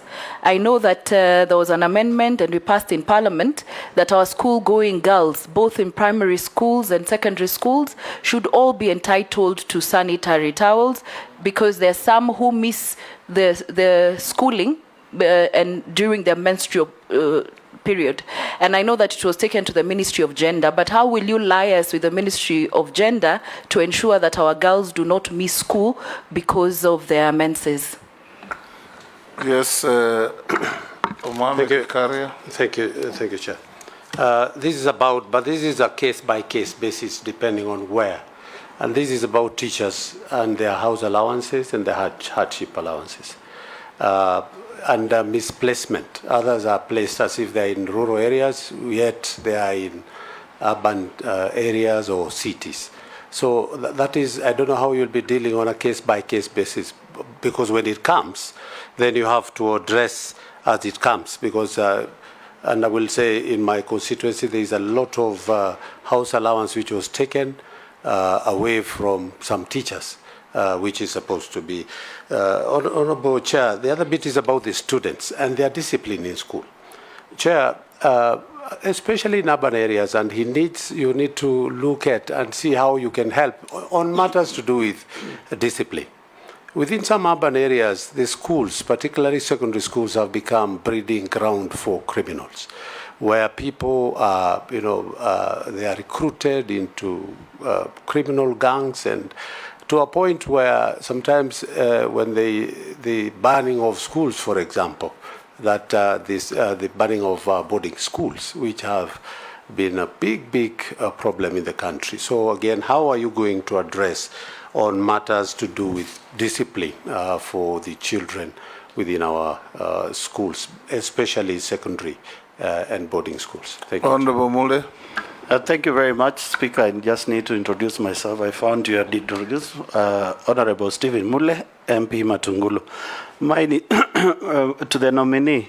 Why is it very impossible to replace the KCSC certificate for NEC when somebody has lost it or destroyed it? Whereas you know it very well, it is a basic right for basic education. It's actually unconstitutional.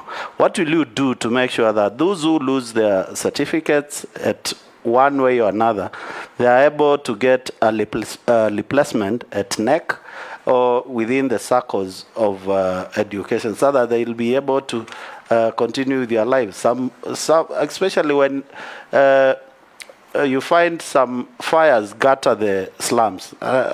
Quite a number of children loses, households lose their documents.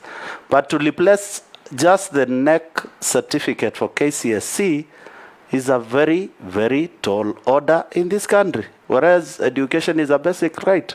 It's actually unconstitutional if we cannot provide that basic right. Thank you. Ezekiel, can you quickly answer those three? Thank you, Honorable Chairman. As I said, I will ensure that the school feeding program is actually strengthened. This administration undertook to increase the number from 2,000 to 4,000, and we have a very ambitious program that even the 4,000 figure should be increased gradually to get to 7,000 or 8,000. Water, I agree with you. The capitation money that we give is supposed to cover some of these things. It's an issue that we would also be able to look into. Sanitary towels, indeed, is something that has to be done.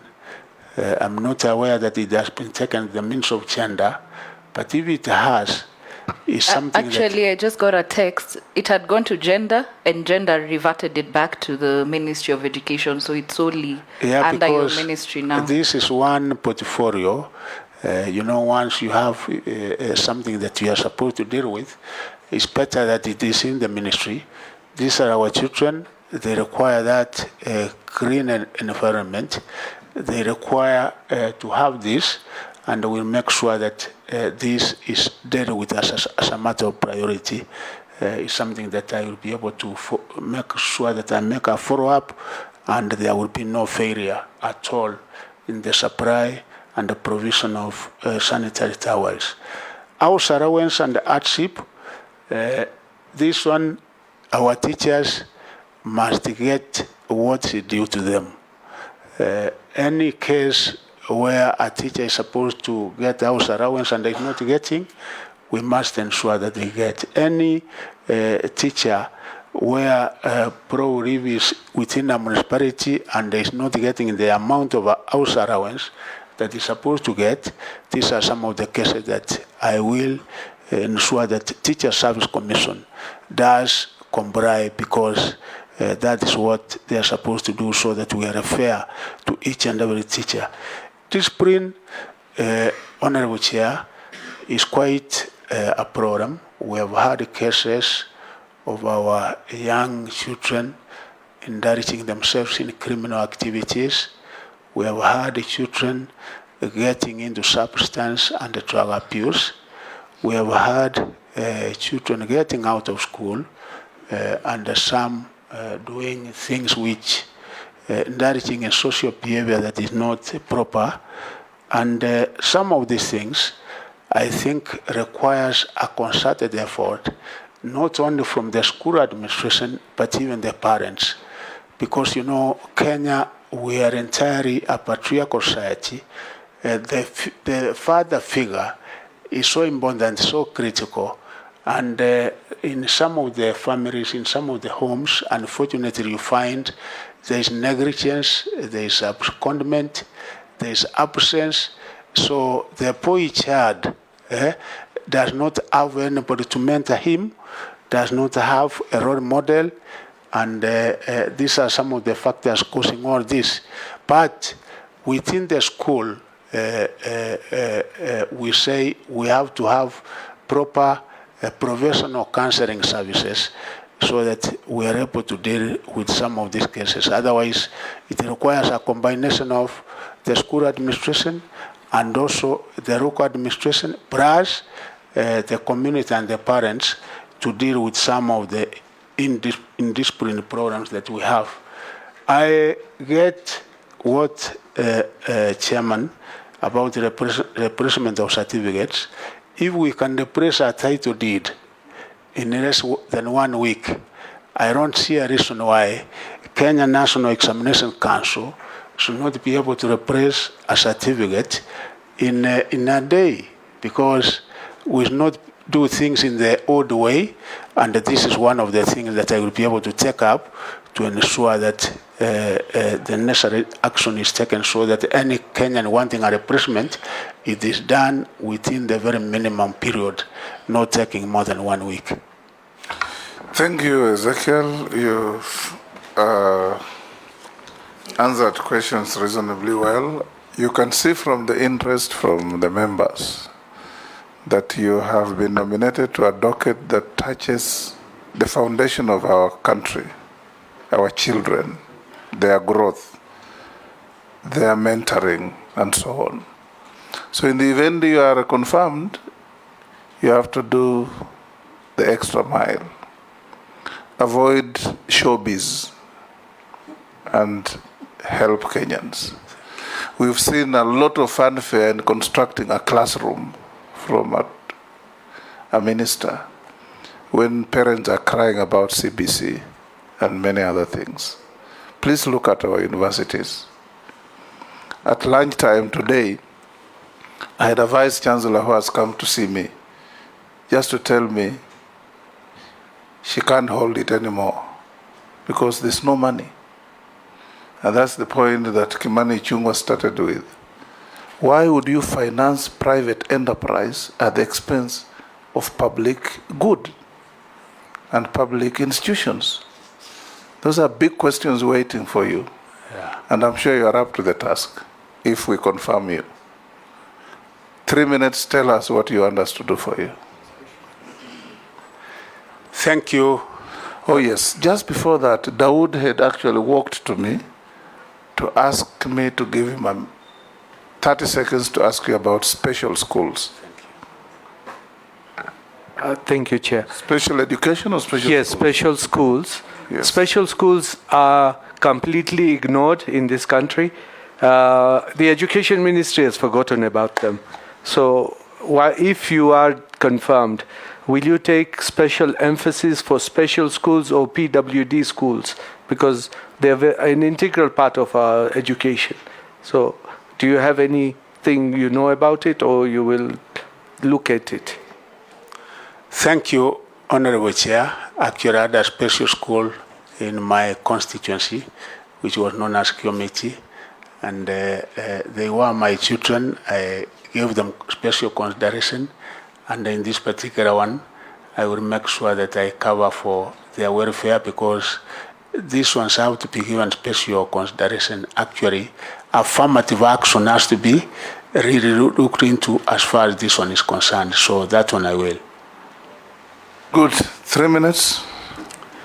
Thank you, Honorable Chair and Honorable Members, for the opportunity, and I thank God and His Excellency the President for also giving me the opportunity to serve Kenyans.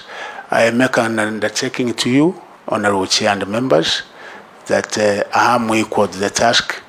I will be able to take the education sector to another level, because, as it were, education is actually the major determinant to the success of all other sectors of the economy, right from basic to tertiary to our universities. I will make sure that all the challenges that we have, we will be able to sort them out. And mine is an open door policy, such that we will be able to engage widely with the teachers, with the union officials, KNUT, KUPPET, and every other person, because almost everyone is an interested party as far as education is concerned. So I want to assure you that, given this opportunity, I will also create systems that will work so that monitoring and evaluation will also be done for us to achieve the best results ever. Thank you, Honorable Chair and Honorable Members. Thank you, Honorable Ezekiel Machogu Mbaki, CBS. You are now released to go to your other duties, and we wish you well. Honorable Chair, I was requesting, the many courses I attended are not attached. If you can sort out with her. Probably they can also. Yes, you'll go and sort out with her. They are of a persuasive value only. Honorable Chairman, I have a proposal. Yes. If you allow me. Looking at the time, and I know many people will want to engage most of these nominees, is it fair that each member, when given an opportunity, instead of skirting around issues, just directly go to the question, to give as many members as possible time to ask questions? I have so many words to use on a question, but I restrain myself because I want to afford my colleagues time to also ask the same questions. Honorable Koech, since we started, that's what I've been crying for. Ask one question, be clear, be concise, be precise. But some of us decide to make a speech as a prelude to a question. An intervention on the same, Mr. Speaker, yes. if you allow me. As we do that, look for the Honorable Ababu Namwamba. Yes, Mary? Speaker, I would propose you give us a minute or two. If I can prosecute my 2 questions or 3 within the 2 minutes, then well and good. I think that would be the best thing, time. Then I manage my time to prosecute my issues. Thank you. Yes. Yes. To be frank, yes. Sometimes you ask a direct question, the nominee will ask supplementary question to understand what you're asking.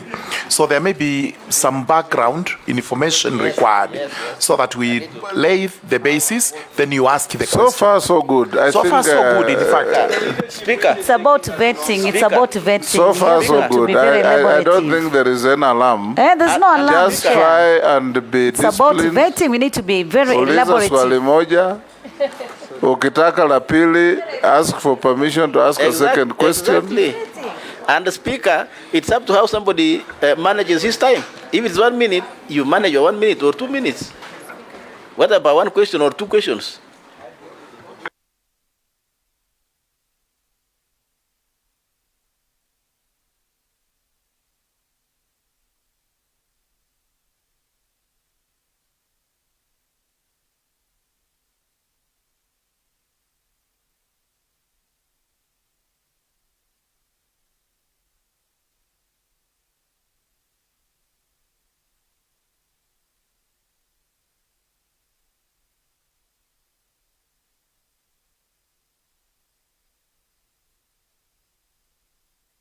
Agent, can you bring the Honorable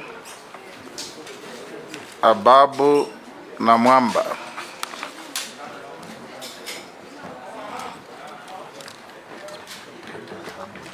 Yeah. Okay. In Meru. Yeah, okay.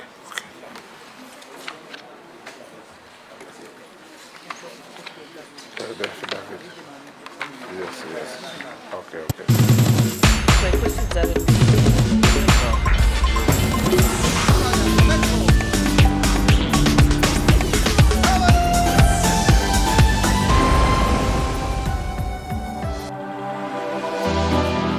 How well do you know what's happening around you? Morning Cafe with heated political debates. Baraza la Siasa. Hiyo kitu azungumzie, angalie hali ya maisha ya watu. Informative health discussions. Business, farming. Tasty Wednesday, Fitness Thursday, and Feel Good Friday with amazing DJs, celebs, waimbaji, kuna comedians, alafu kuna wajinga. and music bands every Monday to Friday from 6 a.m. to 9 a.m.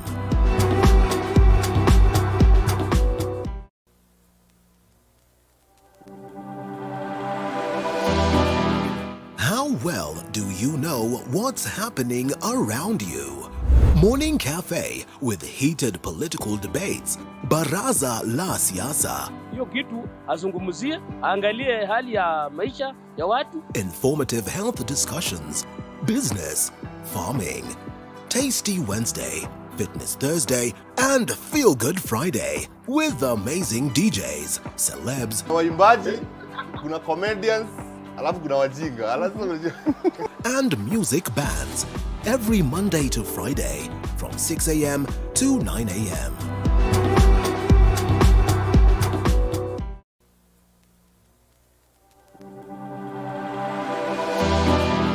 How well do you know what's happening around you? Morning Cafe with heated political debates. Baraza la Siasa. Hiyo kitu azungumzie, angalie hali ya maisha ya watu. Informative health discussions. Business, farming. Tasty Wednesday, Fitness Thursday, and Feel Good Friday with amazing DJs, celebs, waimbaji, kuna comedians, alafu kuna wajinga. and music bands every Monday to Friday from 6 a.m. to 9 a.m.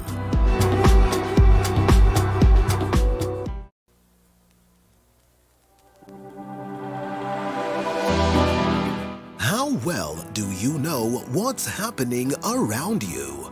Morning Cafe with heated political debates.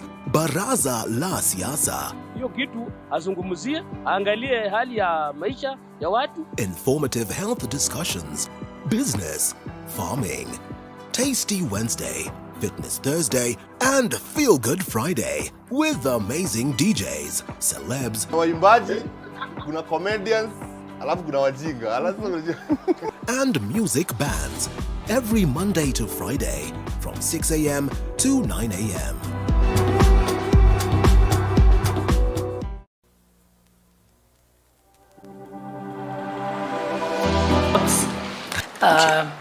My name is Gladys Boss, member for Uasin Gishu County and Deputy Speaker of the National Assembly. Karibu.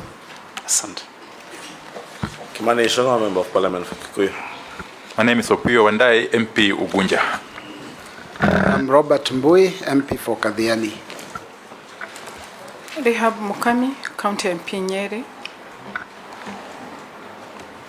Good afternoon. My name is Ferdinand Wanyonyi, Member of Parliament for Kwanza, Trans Nzoia County.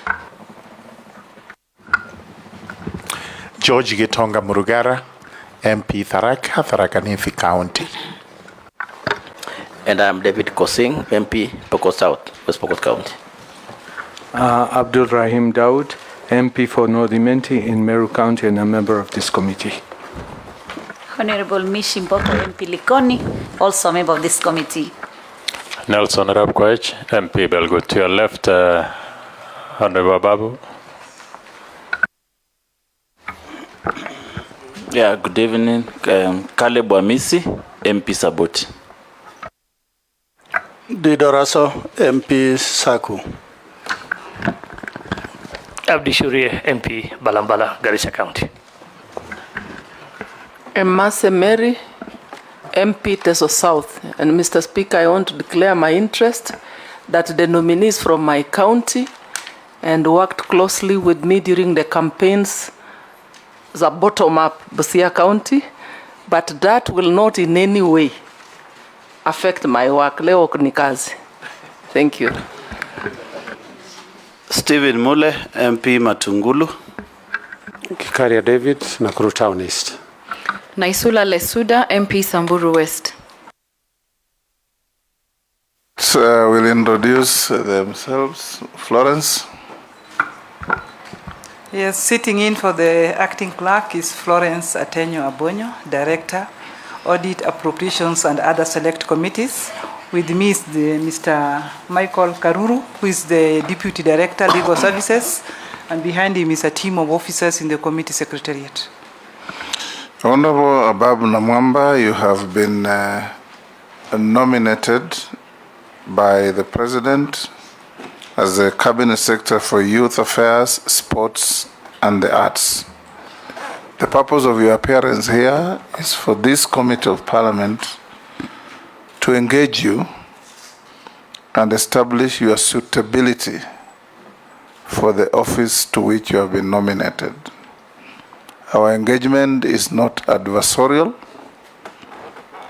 It ought to be cordial but firm, fair, factual, and legal. We discourage ourselves from you as the nominee directly engaging members. You do through the chair, and members have also been very good in their conduct. All questions are asked through the chair. Even if you ask a question that pricks your inner feelings, so to speak, avoid the temptation to lose your cool and engage us in a manner that enhances the confidence of Kenyans in this process. We will, as a committee, act fairly, and we expect you to answer all questions truthfully, concisely, precisely, so that we can save on time. We have one other colleague of yours waiting to appear before the close of the day. Before we start, we will ask you some procedural questions, and after that we'll give you about 10 minutes or less, if you can do less the better, to tell us the story of your life up to where you are sitting before this committee. I must also inform the committee that the Honorable Ababu Namwamba is very well known to me. He's a professional colleague in the legal profession. He comes from the same region as I do. He's a friend, and we have served in cabinet together before. That does not in any way affect my ability to chair these proceedings. Honorable Namwamba, do you have the following documents? One, tax compliance certificate. Mr. Chairman, I do. Higher education loans board clearance certificate. I do. Ethics and Anti-Corruption Commission clearance. I do. Certificate of good conduct. I do, Mr. Chairman. Have you ever been charged and been convicted of any criminal offense in a court of law? No, Mr. Chairman. Are you a dual citizen of Kenya and any other jurisdiction? Mr. Chairman, I'm exclusively a citizen of Kenya. You have your original identity card. You'll pass it on to the clerks to see. Yes, Mr. Chairman. And if you have the originals of all these documents, you'll share with the clerks to compare with what you already forwarded to us. Then they'll give you back your originals. At a personal level, what is your net worth in terms of finances? Mr. Chairman, may I, with your permission, just draw your attention to the fact that my bachelor's degree certificate from the University of Nairobi, I submitted a copy of the same, but I do have a confirmation letter from the university confirming my status as a graduate of that university. What happened to the original? It was misplaced, Mr. Chairman. Okay. Yes. Go ahead and answer the last question. Mr. Chairman, my net worth is 425 million Kenya shillings. How do you segregate that? If you allow me, Mr. Chairman, I would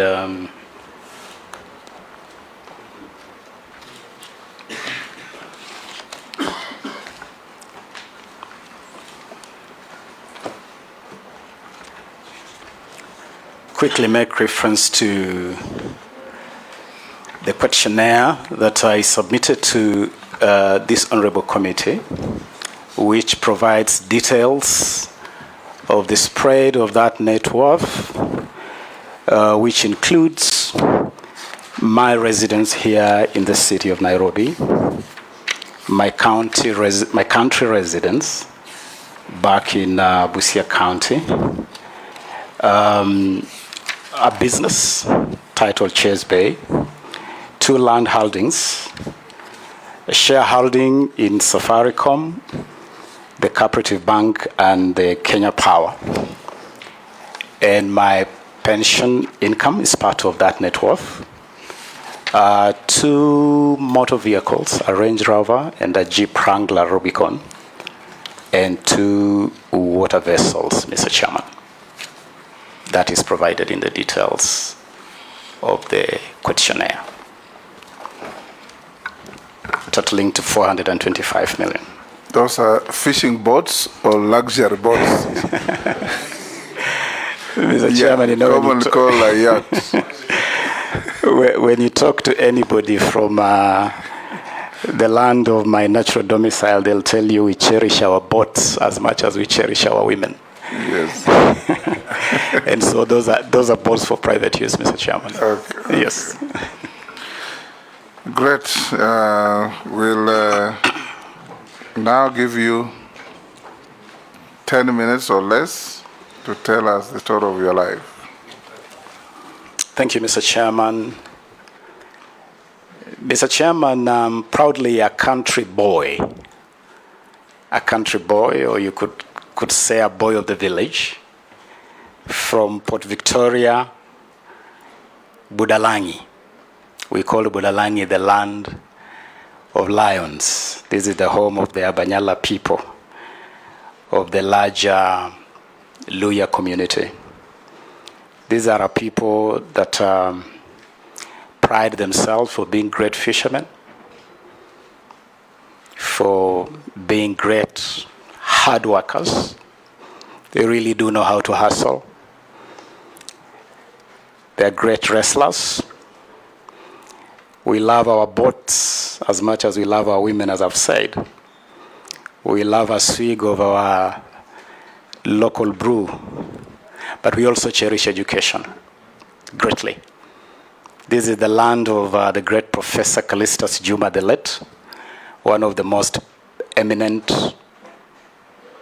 intellectuals out of this country, to grace the halls of the great Harvard University in Boston, Massachusetts. The land also of my brother, Professor Namwamba, who is here with me, who has been recognized as a sage globally. And Mr. Chairman, it is in this community that I was born to the late Peter Luicheche Namwamba, my father, and my mother, Agatha Maina, who I like to call my prayer warrior. Mr. Chairman, I was born the 8th, the last of 8 children in this family,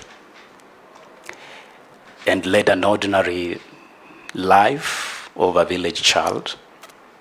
Attended Port Victoria Primary School, where I sat my KCPE, and proceeded to Kolanya Boys High School in the north of Teso for my KCSE. And thereafter I was admitted to the University of Nairobi School of Law to study my bachelor's degree in law. I graduated and got into practice, Mr. Chairman. And a few years down the line, I got an American government scholarship to do my master's degree at the American University, Washington College of Law in Washington, D.C. After which I returned to Kenya, Mr. Chairman, and went straight into the 2007 elections, which I won and was elected as Member of Parliament for Budalangi constituency, and served for 10 years in that capacity in this Honorable House.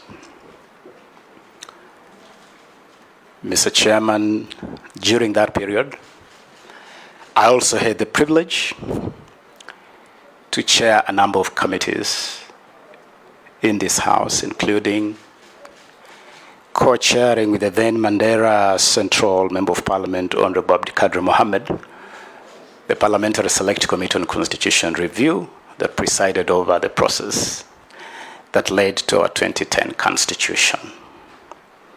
I also chaired the Justice and Legal Affairs Committee, the Public Accounts Committee, and the Parliamentary Select Committee on Cost of Living.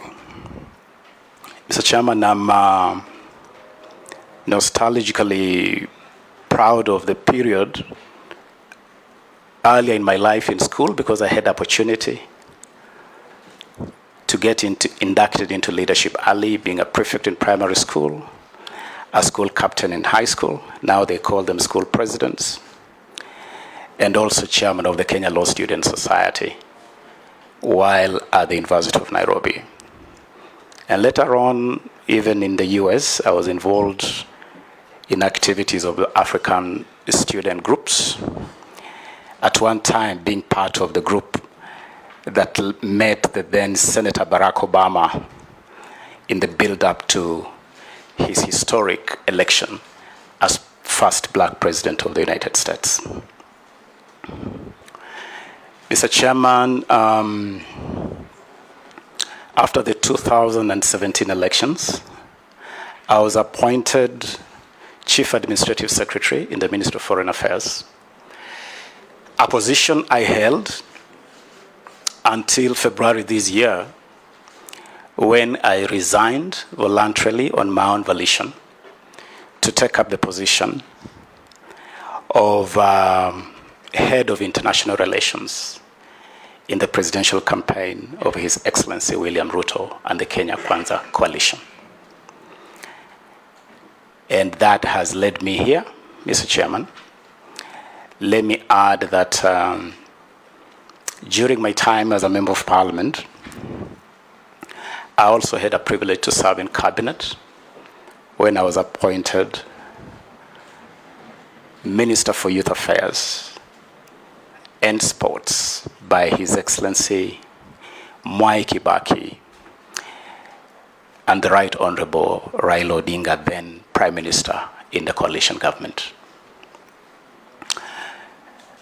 I look back at my 10 years in this House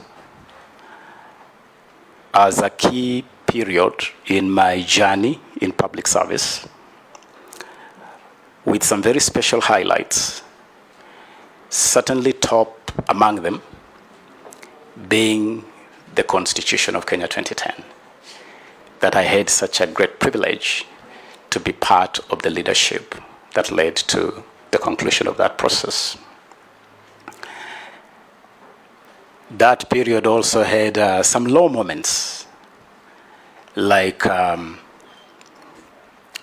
fate of the Public Accounts Committee at the time of my leadership of that committee in 2015, which got caught up in what I believe to date to have been a political moment of madness that, Mr. Chairman, maybe at a later stage I'll be able to expound. But, Mr. Chairman, that is who I am. Let me just conclude by saying, Mr. Chairman, that I have led a journey that for me epitomizes the life of what has come now to join the Kenyan lexicon as the hustler.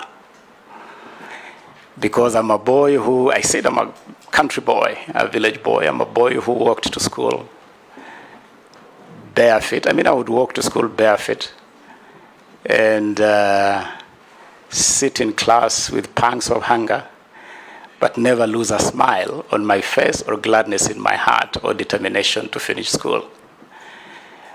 But that's the story of many of us.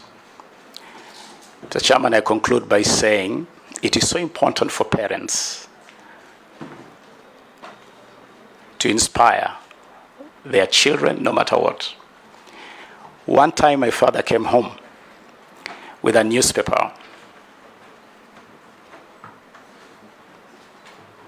a Taifa Leo newspaper, with a photo of some lawyers nicely clad in the courtroom regalia of the wigs and the gown. And he told me, my son, you must become a family lawyer to protect the interests of this family. And he planted the seed in a small standard 6 boy to work hard and become an attorney. And so every so often, Mr. Chairman, I do a pilgrimage where I take my children on the 3-kilometer walk from my mother's home to Port Victoria Primary School to have an experience of what it meant to grow up in those circumstances, not so that they can do the same, but so that they can understand how far their father has come. And this is the same message I want to share with the people of Kenya, that no matter your circumstances, you can rise and achieve your dreams. That is my story, Mr. Chairman. Thank you, Ababu Namwamba. That's the story of many of us. I want to invite members to the interactive session. Members, you yourselves said you want to ask one clear, precise question each. And Honorable Ababu, avoid any unhelpful stories in answering the questions. Just answer them as they are asked. I'll start with the Deputy Speaker, the Honorable Gladys Boss. Thank you, Honorable Chair. I just want to ask the nominee to give us a roadmap of what you will do to change the plight of our sports people, particularly athletes, who the ministry has never attempted to help them on pension issues, financial management, mental health, and protection also from rogue agents who have swindled them or signed them up for races which contracts are not disclosed to them, and therefore they don't get their full pay on it, or even con them into doping. And then secondly, I know you might know that I had made a petition in 2013 seeking to have Kasarani have a school, a sports academy annexed to it, so that the unutilized sports facilities can be used by the sports academy. And I wonder what your thoughts are on that. Thank you.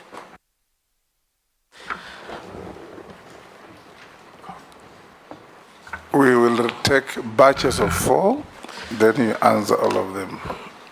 Thank you, Chair. Honorable Ababu, you served in this ministry, and therefore it's you're going back home. By the time you served, there was no sports fund. Now we have a sports fund that exists. What do you intend to do to make sure that the sports fund is utilized for the purposes that it was intended, if you are approved? Yeah, Honorable Babu, I reckon that you served in this very ministry 10 or so years ago. So what new thinking are you bringing on the table if and when you get a chance to be approved to assume this role? Secondly, you will realize that the NYS, with the setting up of the NYS Council and the bringing on board the new management, the NYS has undergone some transformation and its image has been redeemed somewhat. What do you intend to do to sustain that momentum? And finally, on your way to Busia, kindly pay a visit to the NYS unit at Rangala and find ways of expanding it. Thank you. Have you approved him already? if by any chance he gets the approval of the House. Okay. Yes. Robert Mbui. Yeah, thank you, Chair. Chair, our nominee, the Honorable Puistofik, I hope I've pronounced that right. There was an affidavit that sworn by Sheila Masinde, I think, and Davis Malombe, which laid claim to the period when he served as a PSC chair in 2014, where there were serious allegations of bribery by himself and members of that committee, in fact leading to the first ever watchdog committee in the history of Kenyan Parliament to be disbanded. And the allegations were extortion and blackmail. I would like the nominee to maybe shed light on what happened on that matter. 4, you can answer those. Ababu. Thank you, Mr. Chairman. Excuse me.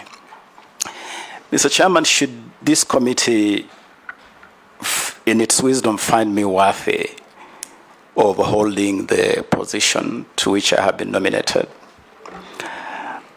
it is true that I would be going to a space that is not entirely strange or new to myself, having served in this ministry between 2012 and 2013.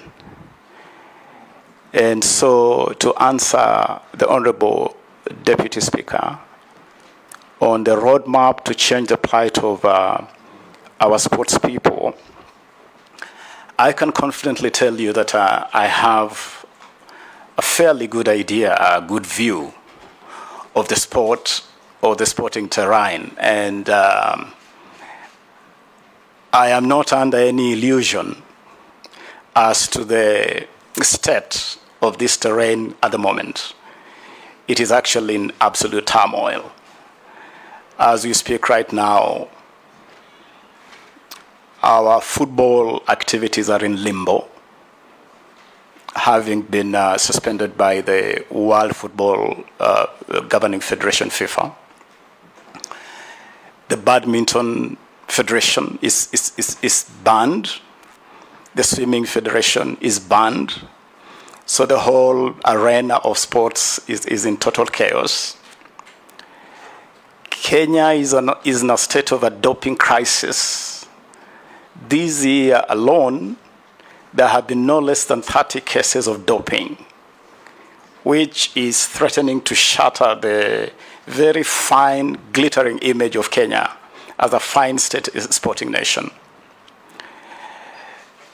The whole benefit of pension is not available to our sports people. And that is why a lot of our sports people who retire from active sportsmanship, they live in penury. We've seen it with sporting giants like Kadenge, like our fine boxing hero Aruinge, who passed away the other day. And it's because there is absolutely no framework to take care of these sports people in their retirement. We have rogue agents who do not seem to pay any regard to the laws of the land. And I have reason to believe, from past experience, from information available to me, that they may actually be part of the syndicate that is drawing our sports people, special athletes, into these increasing doping cases.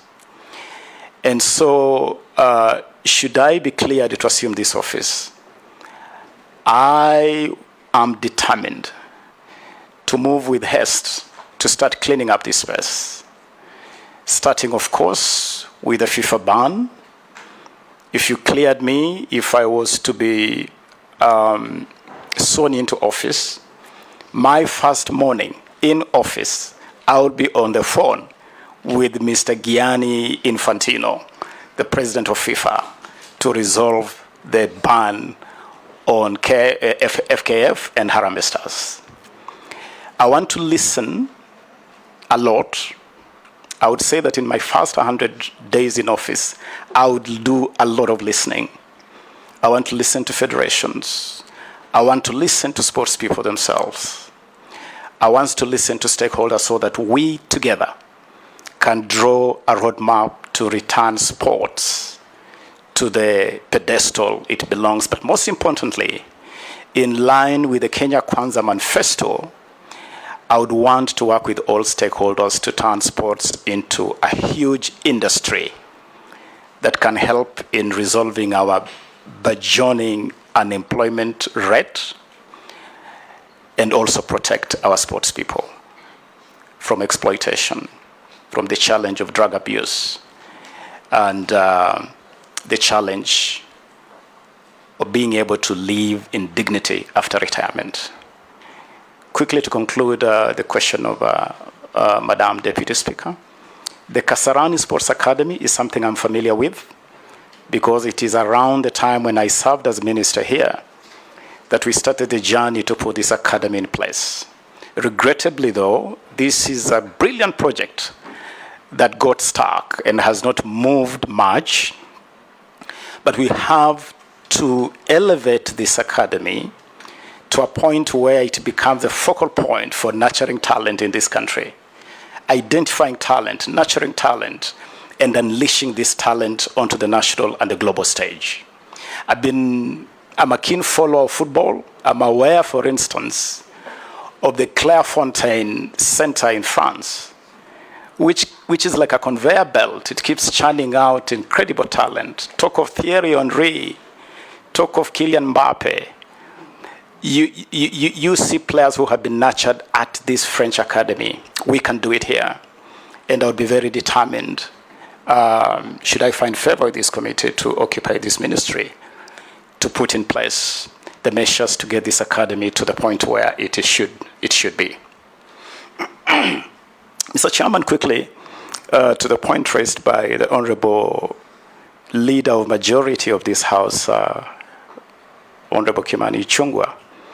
Yes, I'm familiar. I'm aware that at the time I served in this ministry, in fact, one of the biggest challenges was financing sports. And Mr. Chairman, my biggest achievement as Minister for Sports at that time was the enactment of the Sports Act. In fact, for the brief period that I was in this ministry, I took it upon myself to accelerate the process of enacting this law. And it is in this law that we provided for the establishment of the fund. But I left the ministry before the institutions established under this law were actualized, one of them being the Sports Fund. After the law became operational, there were changes. There was an amendment to this law that spread the benefits of this fund and even renamed the fund from what we had crafted in the original piece of legislation. And it's now called the Sports, Arts and Social Development Fund. And Honorable Majority Leader, you may want to know that under the regulations put in place by Treasury, 60% of this fund for the last several years has been going to healthcare. It is something which I believe government should take a fresh look at, because if this fund was intended to accelerate the development of the sporting and creative industry space, then the priority should go to providing support to those two areas. Today, sports is only entitled to 35% of this fund, and the arts only 5%. And often I hear even those percentages are not remitted to those two important departments. And so it is an area that I would definitely pay priority to. And I would definitely engage Treasury and other departments of government in the spirit of collective responsibility in government to return priority of this fund to its original intention, so that we do not have cases where we hear our athletes arriving late in Oregon for important competitions, where you hear of incredible stories of horror of our athletes spending nights at airports because of mismanagement and limited resources. So yes, Honorable Majority Leader, this is an area that I'll pay attention to. My good neighbor and friend, Honorable Minority Leader Opio and I, what new thing could I possibly do if I were to make a return to this ministry? A lot of water has flown under the bridge in the 10 years since I was last at this ministry. But what gives me confidence is that I was part of the team that put in place the existing legal framework, the existing policy framework. I'm informed that the outgoing cabinet secretary has already initiated a process to revise these laws and the relevant policies. It is a process I would want to support, because the law is supposed to be living, it's supposed to be current, it's supposed to be relevant. So it's a process that I would want to support and progress. But we have also moved on greatly. Now we have a new government that is putting great emphasis on sports and the arts as a big driver of the economy. That is something we did not pay much attention to previously. I definitely want to pay keen attention to that. I did mention the Clairefontaine Academy in France. You could also add St. George's in England, which are centers of excellence. These are spaces which we want to learn from. And we have experiences here, by the way, Honorable Andai, with the history from people like Zgol in the 70s, Reinhard Fabisch in the 80s, who dared to do things differently, and we saw results in our sports. I am prepared to do things differently, and I'm prepared to listen. I'm prepared to run an open door policy so that together we can make a success of this. NYS, Honorable Andai, you are right that NYS is now in much better shape. When I was first minister here, NYS was part of my mandate. But then after I left, NYS sort of became a nomad. It ended up in all sorts of places. But it has now been returned to this ministry. And I want to assure you that the very good work that the current Director General and her team have done at NYS is something that I want to support and to progress the work of NYS. NYS is now a full-fledged statutory body. It is a full-fledged paramilitary unit within our security architecture. So the way NYS is operating is definitely different from before. And these progressive steps are steps that I would definitely want to look at. And Honorable Andai, being a good neighbor in Ugunja, I know that if I did not visit this facility in Rangala, I might not get passage rights to access my Dala down in Budalangi. So should this committee clear me, definitely I would be glad to visit the NYS unit in Rangala alongside other units to make sure that they operate in a manner that is beneficial to our young people. Finally, Mheshimiwa Mbui, I am aware of the matter you have raised of the two affidavits sworn by Mrs. Masinde and Mr. Malombe. And Mr. Chairman, I did file with this committee an affidavit in response to those matters. It is a comprehensive 21-paragraph affidavit. And I know that in the interest of time, I may not have the opportunity to go through this affidavit. We have it.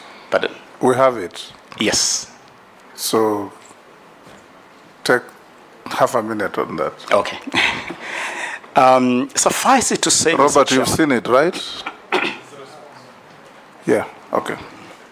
Suffice it to say, Mr. Chairman, that number one, the report that is subject to the affidavits that Honorable Mbui refers to did really not investigate matters of the alleged bribery. In fact, Mr. Chairman, I have quoted verbatim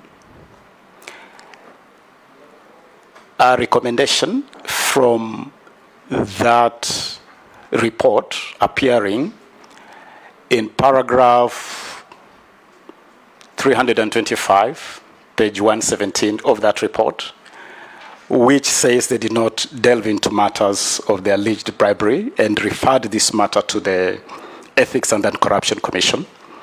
And Mr. Chairman, I'm aware that the Ethics and Anti-Corruption Commission delved into this matter and did not find it worth their time to progress it any further, meaning that they found the allegations nothing more than hot air. Mr. Chairman, significantly for purposes of this process, and I want to request you, Mr. Chairman, and the committee to give attention to the affidavit that I have filed. But suffice it to say that the so-called allegations were actually all withdrawn on record, as recorded in the report of the committee, which I have with me, a copy of which I have with me here, Mr. Chairman. And Mr. Chairman, of course, we know that if I make an allegation against you and withdraw it, it expires that allegation ab initio. If that allegation is investigated by another body, which finds it not worthy for any further action, then that matter is extinguished in its entirety. Mr. Chairman, I believe that in all the positions I have served in this House previously and in government, I have come out clean as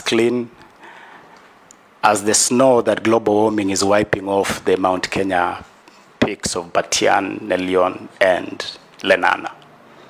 So, Mr. Chairman, I am completely blameless, as anybody would confirm from that report. And my position is as stated in the affidavit. Good. The next batch.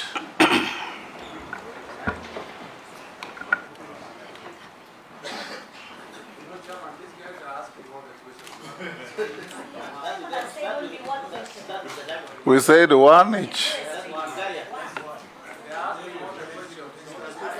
Gikaria, Raso, Emase, Naisula. In that order.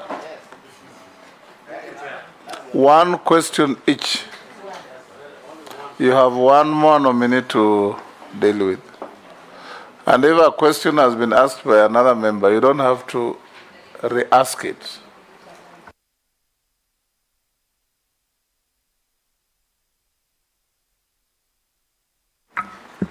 On the ban by this, I will leave it because he has answered that. Let me ask this question. Honorable Chair, the music industry relies on royalties generated by the licensing of copyright songs and recording as a primary form of payment for musicians. However, musicians fail to get their rightful share of royalties, a scenario that has now been the norm for a long, long time. And of course, they have always been complaining and meeting different people. So maybe you're the right person to address. What measures will you put in place to ensure that musicians get what they deserve? Thank you, Chair. Excellent. Russell? Thank you, Mr. Speaker. Honorable Ababu, congratulations on your nomination. You are going back to the same ministry where you served 10 years ago. I'm sure for those who don't know, maybe you might almost feel like you'll walk on water this time around because you have been there before. We interacted intensively when you were the Kazakh Ministry of Foreign Affairs. When you look at our sports, actually we see talent, it borders on hobby, and it borders on pastime. From where you sit, tell us how we must turn around sports to actually be an economic activity where the players, the country, and everybody is going to make money out of it, so that our athletes, our footballers, actually are in gainful employment, and at the end of the day, we can say from that ministry, our contribution to GDP is so much. Thank you, Honorable Speaker. Well done, Mary. Follow suit, one question. Thank you, Mr. Speaker. It's going to be one question.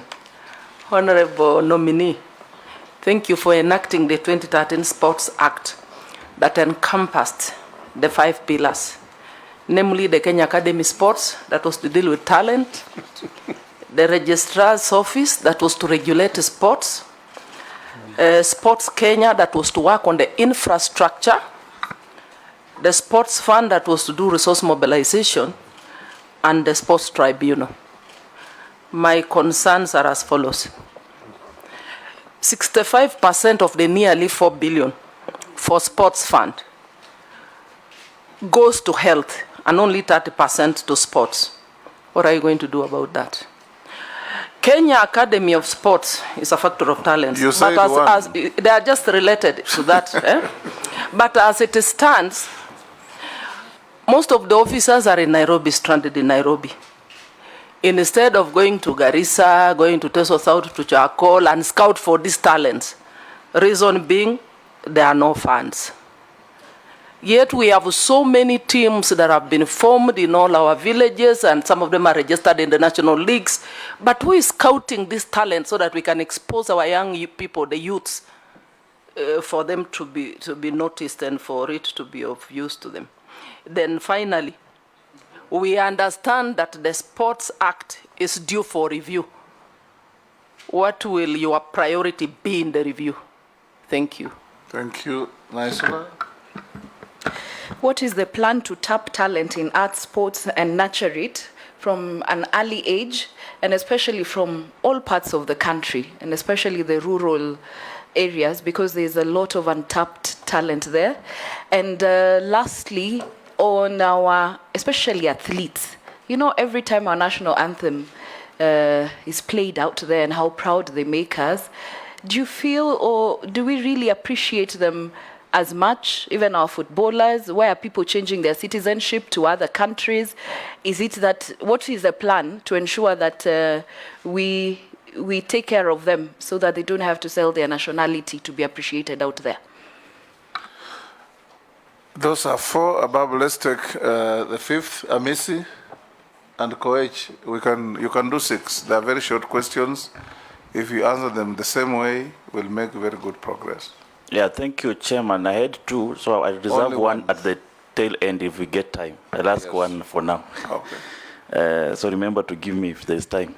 The ministry, one nominee, the ministry seems to not be keen on our community clubs. We find, in fact, myself, I've spent millions of shillings trying to sponsor a tournament as a member of parliament. Once the tournaments are over, these boys are just remained with trophies and a cash sponsorship. But beyond there, they are remain in the villages. and yet they are talented. You try to invite the sports organizations, all the 18 premium clubs, they don't turn up, they don't come to scouts. What is new that you are bringing so that our local clubs, even the stadium, they are dilapidated. And that is where the talents are. You are talking about bottom up.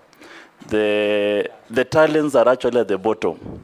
There are no football manufactured in towns. They are manufactured down there. And I believe this is the gap. We are supposed to be a football nation. What are you going to do different this time? I will see you in Matisi, Black Stars there, Mitume FCs that you are playing with them. In fact, probably could have come in your sporting gear, not in a suit, because that's where you are going. Thank you. Coach? Honorable Ababu, my question has been asked, but I will just, to the left again, but I'll just give you something to food for thought. That our athletes generally are totally not recognized and appreciated in this country. Look, for instance, why did we have to go for Naomi Campbell to market our tourism, our Kenya as a tourism destination? Our sportsmen, particularly at AK, an anonymous athlete has written me a message to say there's a lot of corruption that you must check, especially when our athletes are going to perform or to compete in international stage. Number two, harness and tap on athletes, specifically someone like Eliud Kipchoge, who's been used by international brands as a marketing sensational, and tap on such face to market our country and our sportsmen. Above all, please, if we approve you, make sure that there is a total restructuring of the sports industry in this country. You can quickly answer those 6, Ababu. Thank you, Mr. Chairman. Mr. Chairman, very quickly starting with Honorable Gikaria. The question of royalties and benefits generally to, let me go beyond music. Music is a big part of it, but let me call it the creatives. The creatives, whether it is musicians or fine artists or thespians in our theaters or performing artists. This is a huge problem. And Mr. Chairman, it should be noted that we have a body in this country called KECOBO, the Kenya Copyright Board, which, with due respect, I believe it could do more in terms of protecting, first of all, protecting the intellectual property, because this really must be recognized as part of the intellectual property that we get from our artists. We should be able to get more out of it. But we also have organizations called CMOs that collaborate with KECOBO to sort of collect royalties on behalf of their members. And we have 3 main ones. We have the Music Copyright Society. I think this is the best known. We have the Kenya Association of music producers. This is mostly for people who produce music. And Performers' Rights Society of Kenya. These organizations have not done justice to the artists that they represent. In fact, just the other day, there was a case that made headlines where these societies were actually taken to court by some of the artists. And what came out is that it is a space that is riddled with opaqueness, if I could borrow that popular lexicon. But it's also riddled with a lot of mismanagement, and it's a space that will require a lot of attention.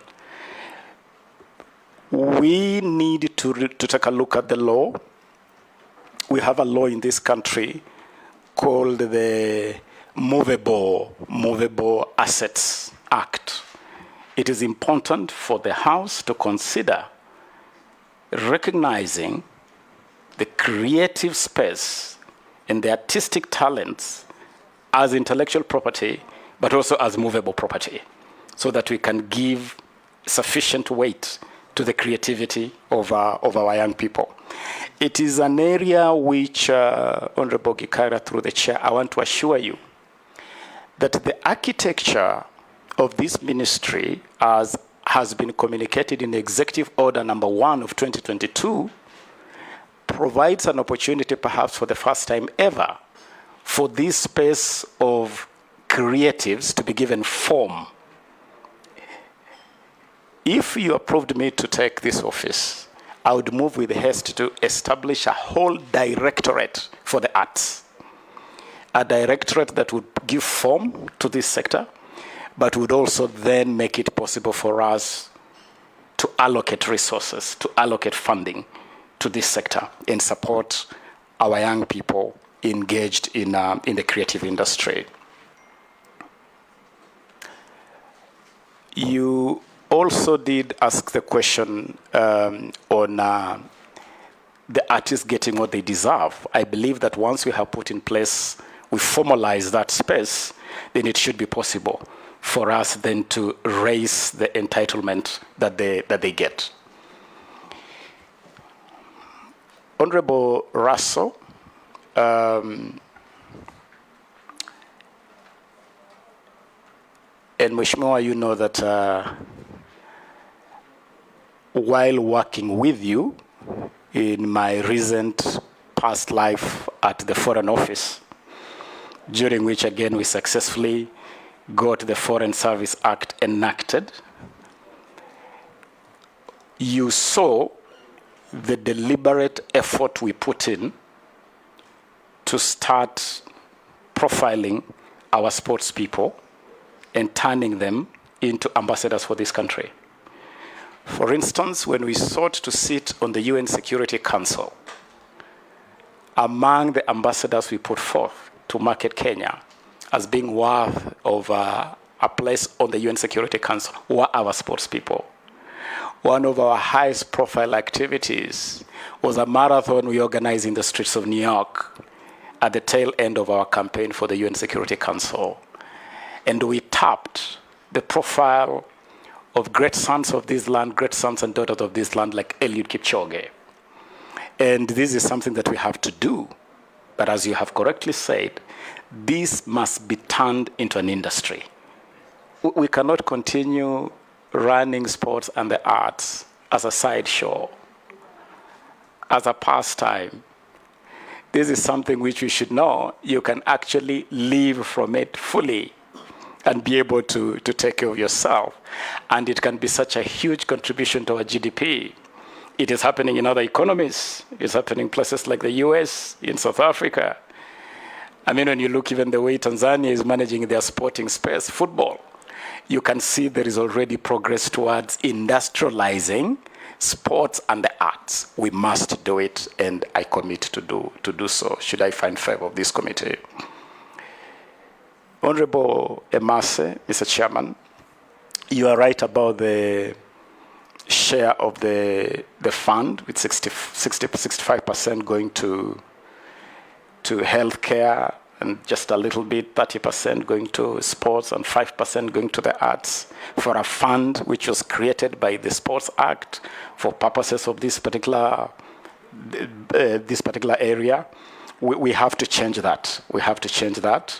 We have to provide money into the academy, as you have correctly said. Our officers are in Nairobi. They're not visiting the rural areas. I know that Teso South is abound with talent. We have to provide resources to be able to nurture this talent, to identify this talent. And in terms of the priority in reviewing this law,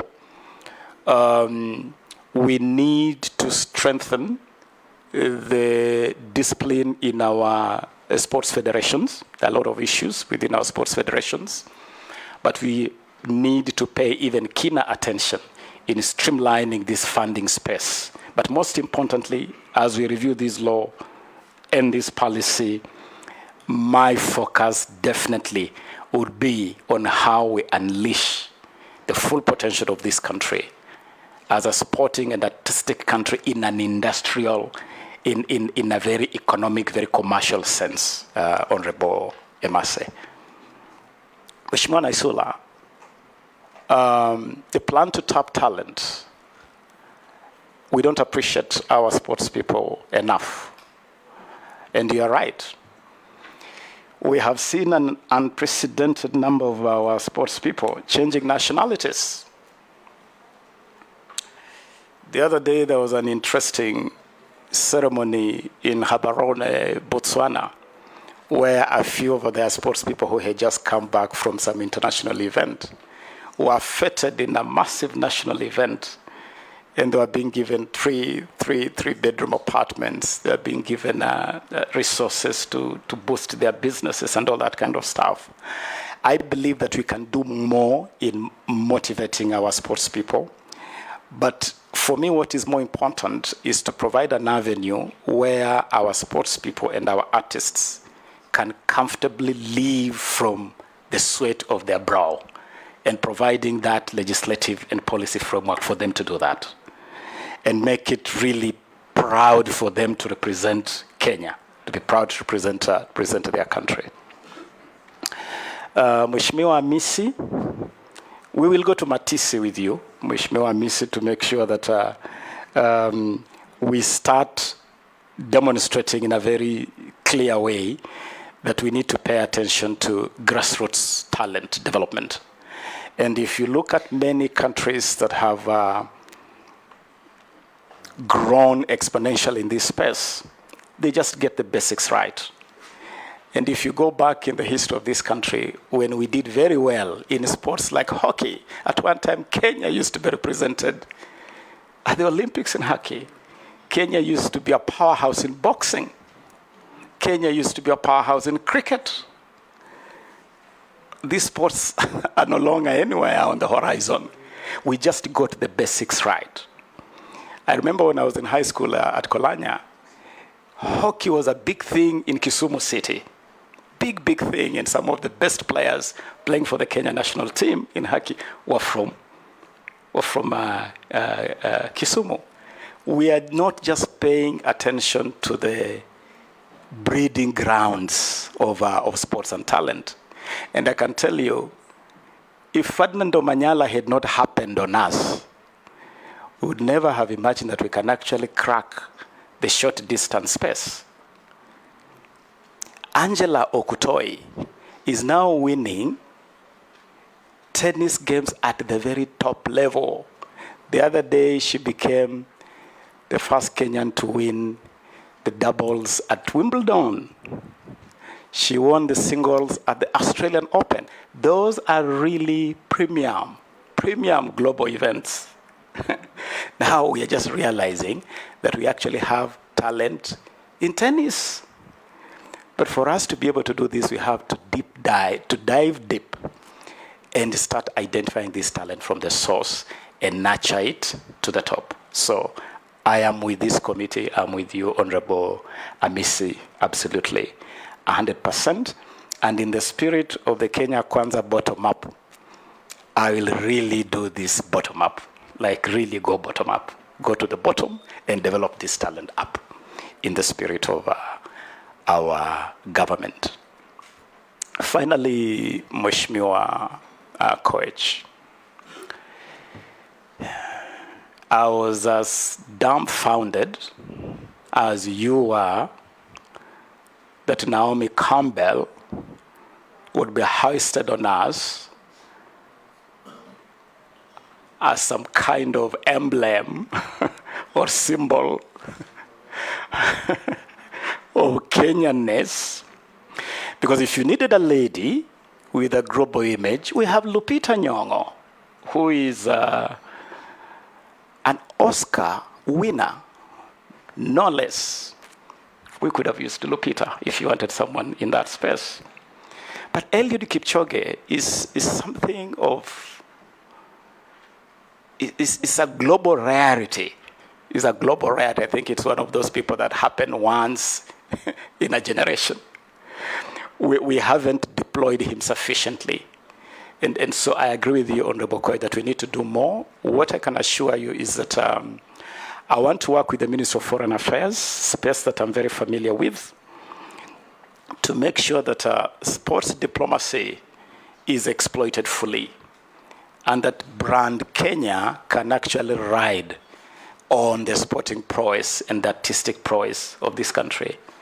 We want to see many more Lupita Nyong'os on the global stage. We want to see many more Eliud Kipchoges. We want definitely to see more Victor Wanyamas on the stage.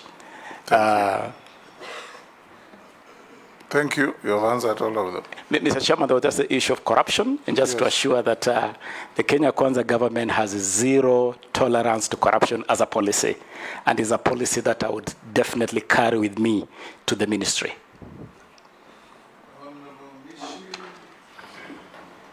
Honorable Daoud, I'll not see if you don't have your flag up. Honorable Mole, Honorable Mukami, Honorable Ferdinand, Honorable Kosing, and George will be the last. All of you, 1 minute each. 1 minute, one question.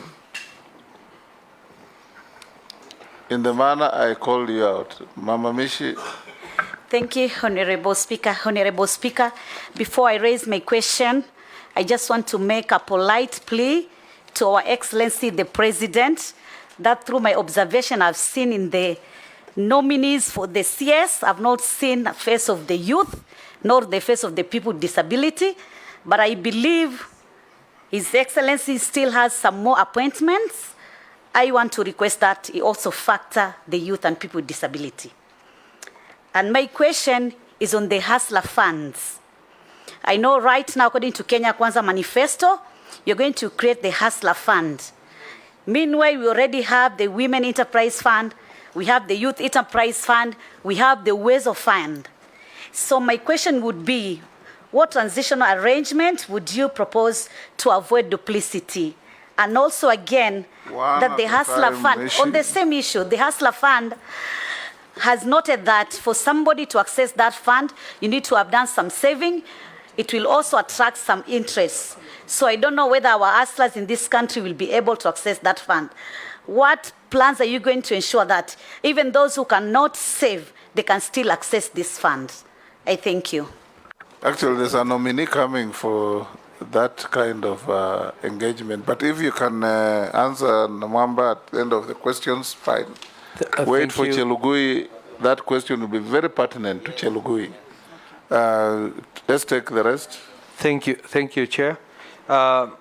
Chair, one of the functions of the CS for youth is business innovation and incubation.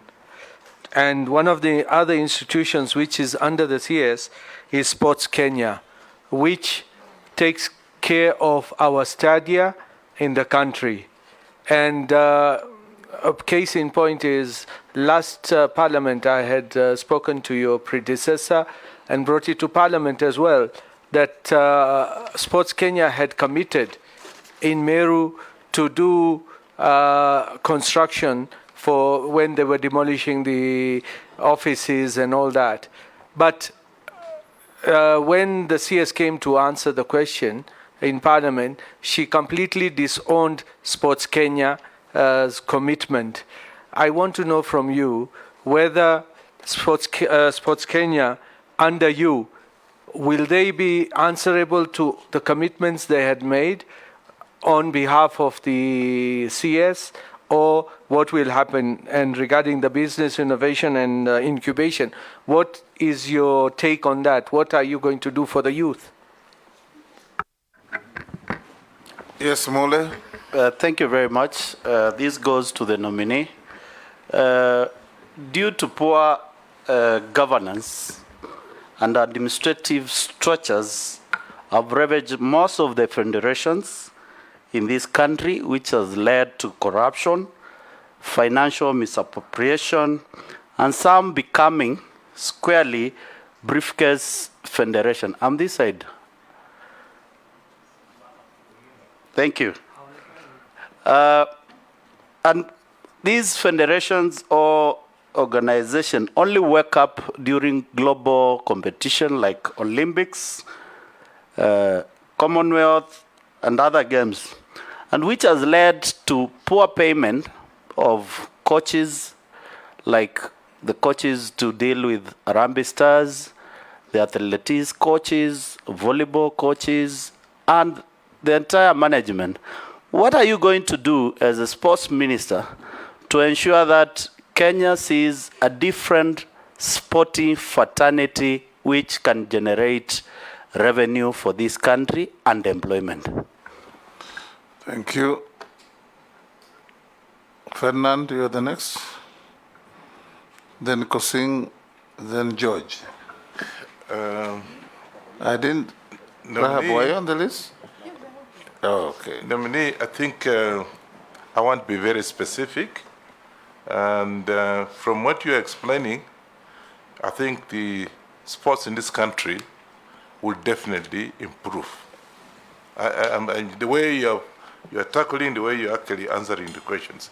But specifically now, football, which I think is one game that everybody loves in this country.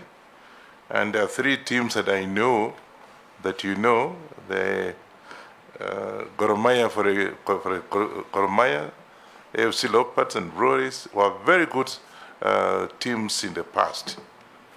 They've gone, in fact, they are doing very badly, either because of support from the ministry or whatever. Tell me, or tell us, what are you going to do to be able to improve the sense of these teams so that you can get through this, can get our youths actually being called to play professional football elsewhere. The three teams are very, very key in this country. Me having been an official in AFC and played for the club at one time, I just want you to tell us what do you do specifically on these two teams, three teams. Kosing. Thank you, Mr. Chair. And I want to ask Honorable Ababu Namwamba through you that, Mr. Chair, is the nominee motivated to work in the Ministry of Sports, really? Because we are trying to assess his suitability or confirm his suitability to that ministry, Speaker and Chair. Why am I saying that? Because, Chair, prior to election, we saw Honorable Namwamba, I saw Honorable Namwamba, and many Kenyans saw him playing very important and pivotal role in terms of issues of international relations, taking the candidate to very prominent appointments internationally, all over the world, Honorable Speaker. And the work, which in my view, he did exceptionally well. So now, many Kenyans, including me, expected that he was going to be nominated for Foreign Affairs. That is where he was going to really have a lot of motivation, energy, and eager. To see him, Honorable Chair, in sports, I'm not seeing the candidate motivated sufficiently, Honorable Speaker. And therefore, we might be approving, and I want him to convince me. Honorable Chair. Honorable Kosing, we are ask him questions that test his suitability and motivation, to use your word, for the office for which he has been nominated, not the office for which he has not. Speaker, can I continue?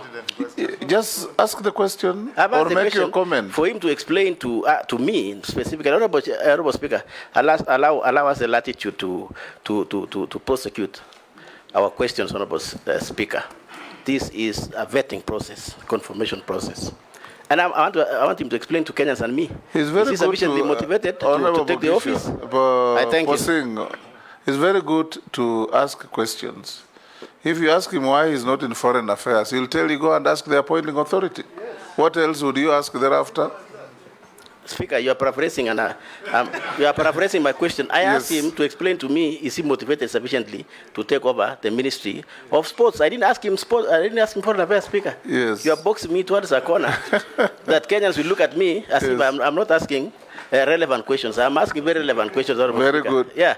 And your question was very relevant. Very relevant, yeah. Is he sufficiently motivated? Correct. To be in this ministry? Yes. Yes. Vis-a-vis that he did very well elsewhere is neither here nor there. Yeah, so exactly. So is he motivated? He explained to Morugara. me. Thank you, Chair. But don't help him too much. Thank you. Thank you, Chairman. Thank you very much. Nominee. Why am I being boxed? The youth of Kenya is actually watching you today, and possibly they got very high hopes in you when you take over this ministry once, if you are confirmed. Their question is, millions of them, especially summer graduates, are out there unemployed. The government is supposed to first and foremost take them as interns. And after that, the government is also supposed to work extremely hard to see to it that they are absorbed and not downloaded out there. You take them as interns for 1-2 years, then you just let them go, and they are back to the streets unemployed. As the minister in charge of youth affairs, do you propose to work with the government to ensure that the numbers in the government, the parastatals, and all other agencies are increased in terms of interns, and also to ensure that majority of them are retained in government service in line with the Kenya Kwanza manifesto of ensuring that almost every youth is employed? Thank you. Thank you. Rahab? Thank you, Chair. I just wanted to ask almost a similar question. How will you ensure that the youth are empowered to pursue sports, not only as a hobby, but also an economic activity that will offer job opportunities to them? Thank you. Chair. Yes. Chair. Naisula, you had your bite already. I have never asked for another opportunity. Kindly. CS, and this is important. CS nominee, there are many studies that have been started, and they are now incomplete and stalled. We have Kipkeino Stadium in Wasingishu, we have Kamarin Stadium in Elgeyo Marakwet, we have Mombasa Municipality Stadiums, and having in mind that we'll Kapsabet, and we lost the bid to host the 2025 World Athletics Championships because of lack of infrastructure. How can we be the best in the region, in the world, and we are not able to complete? And just so that you answer that question, having in mind that I have a great feeling that we don't get value for money in the projects where we put money and we don't complete them. I would like to get your thoughts about it. Yes, Ababu, if you Thank can you, round up all those very quickly. Asante, Mr. Chairman. Very, very quickly, Mheshimiwa Mishimboko, I stand guided by the chair that this is a matter which my colleague Simon Chelugui will be very well equipped to handle this. But just to tell you that my understanding, having served in cabinet previously, my understanding that the principle of collective responsibility will come to bear on how the Hustler Fund will be managed. And the Youth Fund, the Women Fund, the Wezo Fund, all those funds should work in sync, and there should be some synergy. And I'm aware that consultations are already going on how that space will be managed with symphonious harmony, so that you don't lose time, you don't lose energy, and you don't lose resources. And I believe that I'll make my contribution in that direction and in that regard.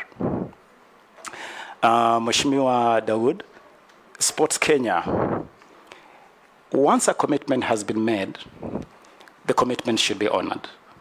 And what I can tell you is that it will be important for us to review all these commitments and see how they can be implemented, because there must have been a motivation, there must have been a reason why these commitments were done, including in your constituency.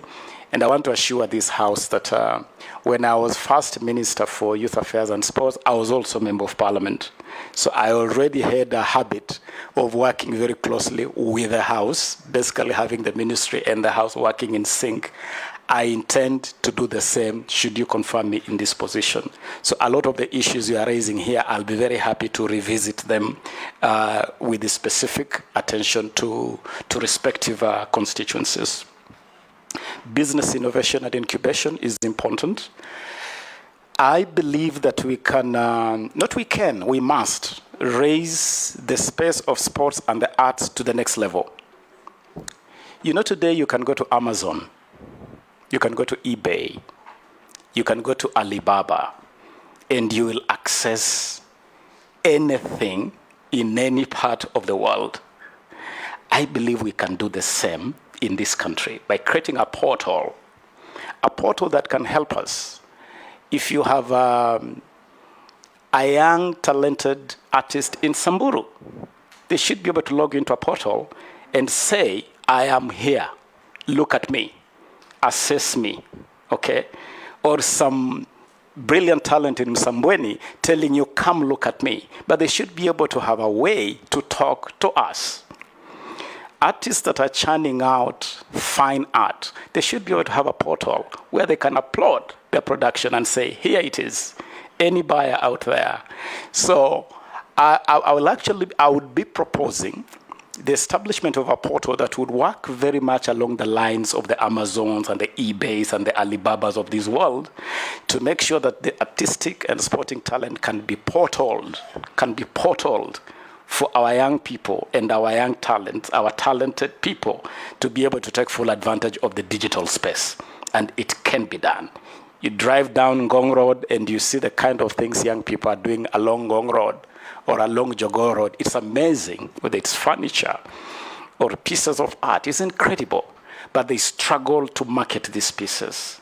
We will provide a portal where they can market these pieces and where we can purchase these pieces. And we should also be able to sit in cabinet and ask government. Government is a key driver of any economic sector. Government should buy stuff from these young people. Government should make it a policy that all the nice paintings, like the paintings I see around this hall and the pieces of art, we should be able to see them in every government office, in every parastatal office. And there should be a place where government can actually get these things directly from the artists in a way where we age out the usurious middlemen who suck the blood literally out of our young people. Mheshimiwa Mule, I couldn't agree with you more on cleaning up the space around our federations. And you know, Mheshimiwa, yes, a lot of our federations operate within a framework of the international legal space. FIFA has statutes. The World Athletics Federation has statutes. FINA in swimming has statutes. But these statutes have to be in sync with our domestic legislation. And we must make sure that this is done. So that if corruption is corruption, we must be able to call it out. And we must be able to take action without our sports people suffering. So this is an area which, Honorable Mule, I would be very happy to work with the House. One area where we didn't do very well with the Sports Act, it is in terms of sanctions, sanctioning federations, sanctioning individuals when they go contrary or when they act again contrary to the law. And so they keep on running to the international space. So we need to clean up that, and definitely something I'd be interested in. Honorable Ferdinand, I know what you're talking about. I feel you. I have played football at a rudimental level. Mr. Chairman, actually, at one time, I was the lead striker for Bunge FC. I don't know whether my record for most number of goals scored for Bunge FC has been broken yet. So I'm very such record is kept here. Okay. Now, that record does exist, Mr. Speaker. Yeah, that one was broken by Kipchumba Murkomen. Was it? It has not been communicated officially. But, Mr. Chairman, that with a light touch, that I have also been an official of one of the clubs that you mentioned. And I'm very keen to see when we talk about developing community or grassroots football, we must connect it to what we call our community clubs, our community clubs. And so we have to develop these community clubs at all levels. At the national level, talking of teams with real national and international pedigree, like Gor Mahia, like FC Leopards, and other clubs that really represent spirits of their local areas. We have to see how we can support these clubs. And one of the things we are going to do very strongly is to strengthen sponsorship. It is sad that a partner like SuperSport left the local sporting scene, yet it used to play a very significant role in terms of even just marketing our players by airing our live games. When I was minister, I traveled all the way to South Africa to make arrangements in that space with SuperSport. I would want SuperSport to come back. I would want other partners to strengthen that space in terms of sponsorship and exposure. But most importantly, we must put money in our football. Honorable Ferdinand Wanyonyi, it is an area which I will be very committed to if you find me worthy to serve in this ministry. Mheshimiwa Kosing, if you had a passion meter here, you would actually find that I'm 100% passionate about coming to this ministry. And I'm highly motivated to serve in this ministry. It is a ministry where I have worked previously. And those of us who have had the privilege of serving in government, you serve where you are assigned by the appointing authority with similar passion. And so the current cabinet secretary in charge of sports started off as cabinet secretary for foreign affairs and moved to education and has finished her tour of duty at the Ministry of Sports. That is just how the ball rolls. And you roll with the ball and you serve your nation with passion and motivation where you are assigned. During campaigns, everybody played different roles. There are those who played security roles. I don't think they're going to be required to run security in this country. There are those who played communication roles. They may not necessarily end up running communication. We played our role during the campaigns, and in the spirit of collective responsibility, we'll continue working together. But yes, I'm highly motivated to serve in this docket. Honorable Murungara,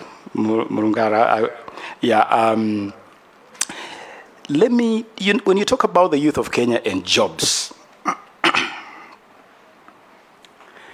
Mr. Chairman, the youth of Kenya are disillusioned. They're dispirited. They feel disenfranchised. And it is not accidental that in the last elections, the largest portion of Kenyans who did not turn up to vote were actually Kenyan youth, because they just feel disconnected from what you can call the mainstream economy of this country. We have to give the youth of this country fresh hope. And we have to start by putting in place policies and measures that can enable them to have a dignified existence. And so if you have young people who are being absorbed through the Ajira program, for instance, we have a program in this country called the Ajira program. There must be a way where after you have played a role in the Ajira program, government somehow mainstreams you into the system. As I talk to you now, Mheshimiwa Murungara, 1,300 young people are engaged at the judiciary, doing transcription, doing scanning, basically helping in the digital operations of the judiciary under the Ajira program. There must be a way where these 1,300 young people, and they are young people who have gone to school well, there must be a way where they can be absorbed. And so I am going to be the #1 champion for young people to be integrated in the mainstream economy and to make sure that those who want to live off their talent, they live off their talent with dignity. And we can do this by investing in infrastructure, helping with marketing, opening avenues for them to earn a dignified living, and protecting them in terms of protecting their intellectual property and making sure that what they're bringing to the table is recognized in whichever space they are operating. And so the young people of Kenya can be assured of my full support and availability. And my policy would be that nothing for young people without them. And so a lot of the things we want to do, we want young people to be at the center of it, driving it, whether it's the Youth Fund, whether the National Youth Council, whether the National Employment Authority. You want to see young people fully engaged in these programs for them. Mheshimiwa Rehab, empowering young people to pursue sports as an industry, as a formal engagement, I am with you 100%. And that is why I'm talking of innovations like eBay, Amazon, Alibaba, where we provide a space where young people can share their creativity, they can share their talent, but also make it clear to federations in this country that these young people do not exist to just service their interests. So the way they operate must be in a manner that serves the best interests of these sports people. And if for nothing else, at the end of the Kenya Kwanza government, and I know His Excellency President William Ruto is very passionate about this, we should have elevated sports and the arts into a roaring industry and a mega employer of our young people. Mheshimiwa Naisula, Stadia have stalled all over the place. Cameroon, I think, is stalled at just about 40%, and many others all over the place. And you're right, there is definitely no value for money in a lot of these places. And the sad thing also is that we are still building Stadia in the old mold. A Stadia, we are still thinking that a Stadia is a terrace, a green pitch in the middle, and some track around. No. The world moved on. Stadia now are integrated facilities. Stadia have theater. Stadia have recording studios. Stadia it's an integrated space where sports people and artists can do so much more than just kicking a ball on the green patch or running around the track. And so one of the things that we must do also is to revisit even the design of our stadia. And we must turn all our stadia must be turned into centers of excellence so that we have activities going on there continuously. I mentioned Clairefontaine, which is run by the French football, but there are also clubs.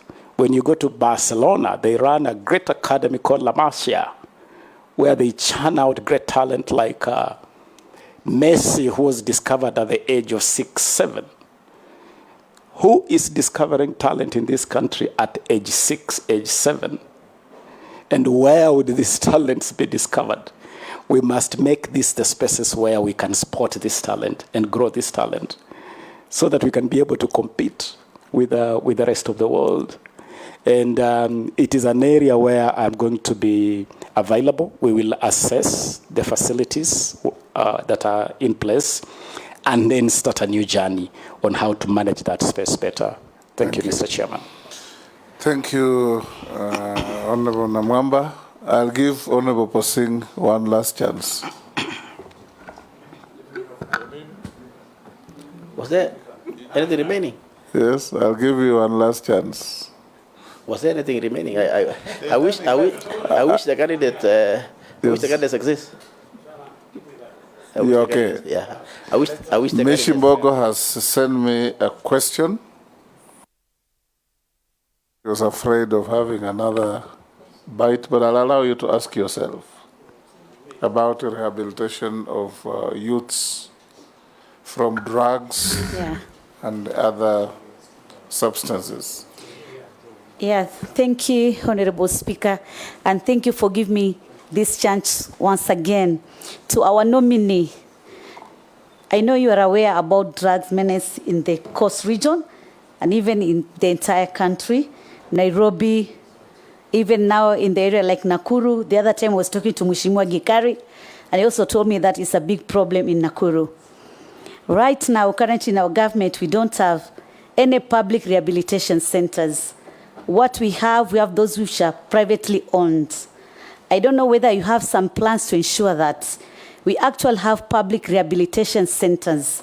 And this should be at the constituency level. Because right now, what we have been seeing, the mushrooming juvenile gangs, it's as a result of drugs addicts. We have really tried to do some outreach program, sensitization. We have talked to the government regarding the barons, the agents of drugs, but it's like it's a big cartel.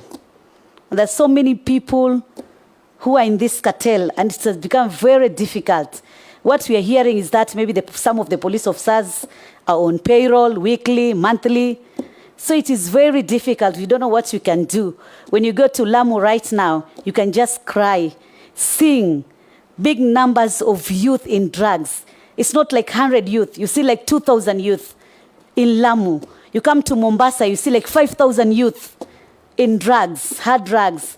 We don't know what we can do. We have really tried so many times.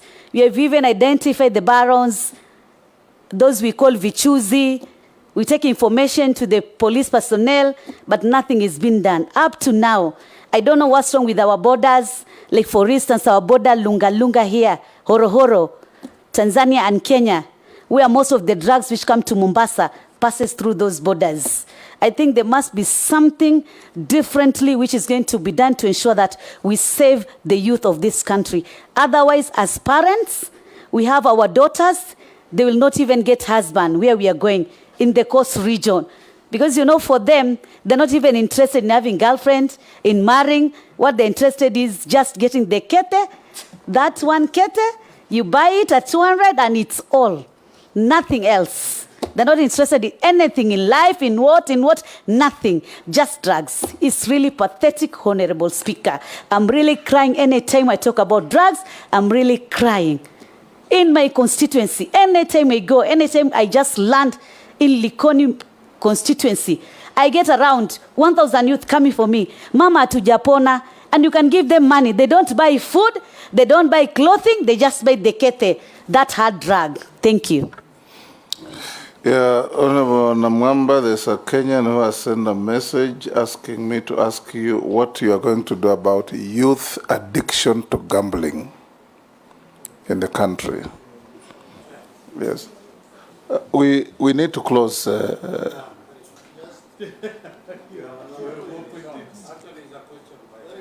Yes, Gikaria.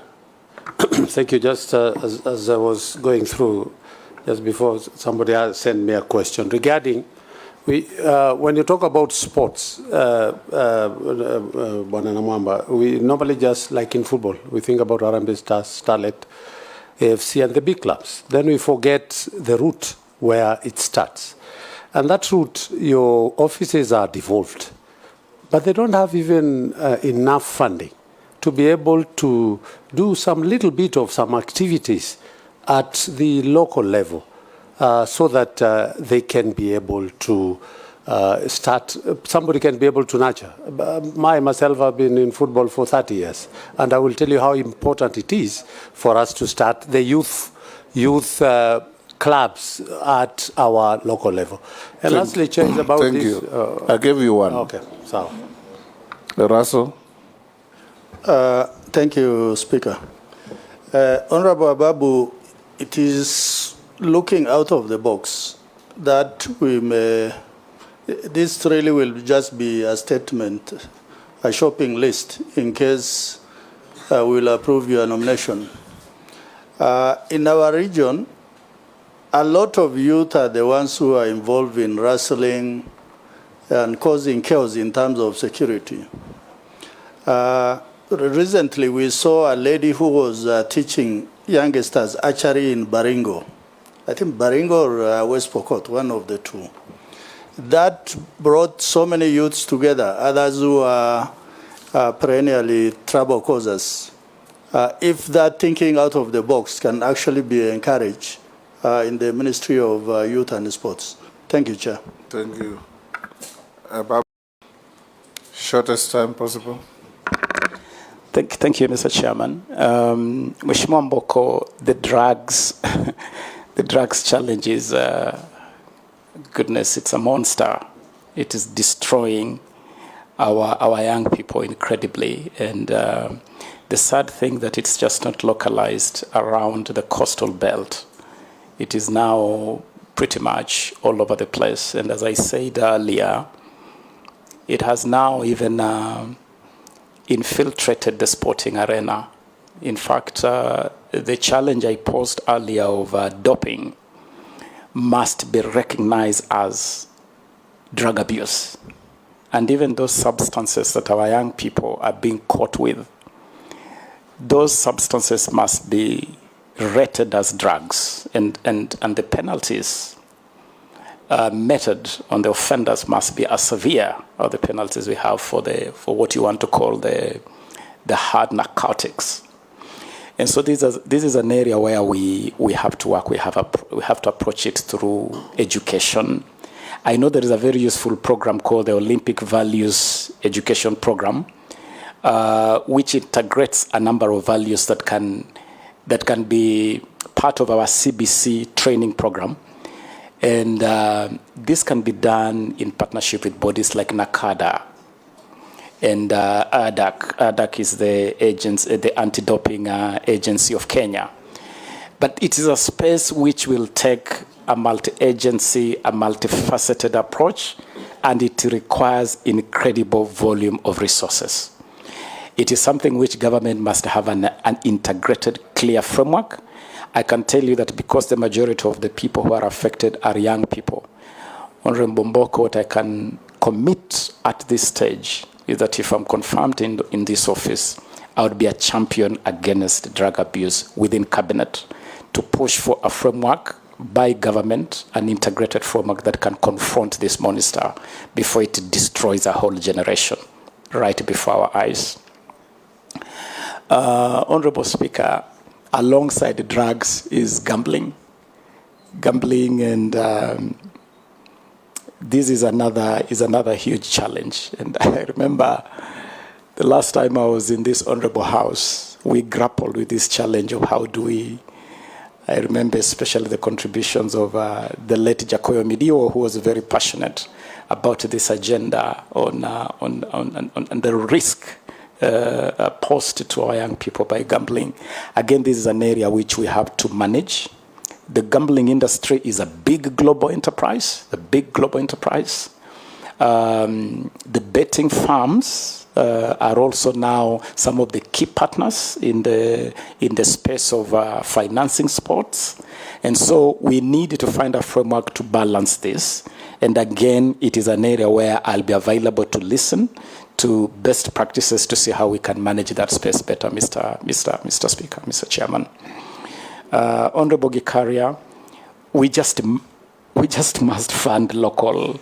I said earlier, we have to go basic. We have to start right from the bottom.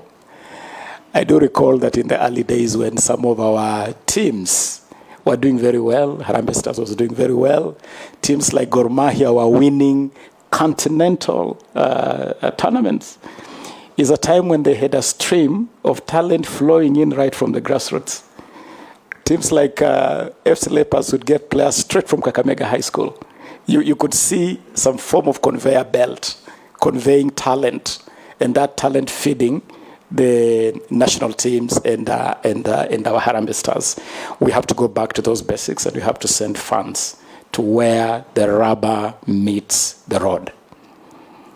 Honorable Russell, for me, it's not even looking out of the box. It is thinking completely, entirely, absolutely, without ambiguity, without the box. So that we throw away the box and just now think afresh, anew, so that we can take this country to the next level. Thank you, Mr. Chairman. Ababu, I'll ask you just one or two questions. I want to focus on our athletes, because in our sports, they're the most visible ambassadors Honorable Naisula mentioned of Kenya's national anthem being played in the most unexpected places because one of our athletes has struck a gold medal, has beaten the world. But eventually, these world beaters get captured by promoters and agents. Would you consider if you get the opportunity to run this ministry, to engage the Attorney General and start a vibrant legal support program to help these young Kenyans when they want to engage those agents? There must be a lawyer on hand to draft a contract that is enforceable, that will guarantee and protect their interests, so that the agent doesn't become the athlete and the athlete becomes a guinea pig. You also need to engage probably the Ministry of Finance, the Treasury, to help in how to manage the resources these young people get. When they come in with their money, who advises them how to invest it for the future? Because they'll never run forever. You must have read a book called The Old Man and the Medal by Ferdinand Oyono, where an old man called Mecca is given a medal, like all our athletes have. And he goes to the local market, puts it around his neck and walks around, and he realized nobody either recognized him or was interested in him. And yet he was supposed to be the hero. And that's what we're having. Henry Rono, the others. You know, if the legacy you live in this ministry, cascading from athletics, because that's our biggest sports enterprise, how to help these young people earn their money, keep it for later years, have contracts properly executed, have proper advice, be given incentives, gifts, tax breaks, whatever. You know, that's what is lacking. That's why they live here and go and run for Qatar, because they appreciate them more than we do. Where Honorable Posting comes from, there's a man on Kimombwa. He won a gold medal in one of the Olympics, the only one that Kenya won in one of the Olympics. Nobody hears about him. Even in Kapenguria, where he was born, there is not even a street named after him. Nothing. So that's what I want you to, among other things, of course, look at. Thank you. Mr. Chairman, sir, I couldn't have put it any better than you have. You know, there's no feeling more tiring, more inspiring, more touching in a nationalistic pride sense than hearing that national anthem play. That flag rise, whether it is in Brasilia or Amsterdam or New York or Beijing. I don't believe this country has any other branding value bigger than that. And we have definitely not. One, we have not exploited it fully. Secondly, we have not done even the basic quid pro quo. Because if you were just to do the basic quid pro quo for these athletes, they're scratching the national back. No one is scratching their back, Mr. Chairman. Just basic. So I want to make a commitment, Mr. Chairman, that this is an area where we must work seriously. The idea of having the AG's office involved is brilliant, and they already have a pro bono scheme. It's a pro bono scheme which you can log in as a public interest program where our athletes can be provided free services as part of that quid pro quo, and they can be given information on contracting. They can be given information even just on basics of the risks that lead them into doping.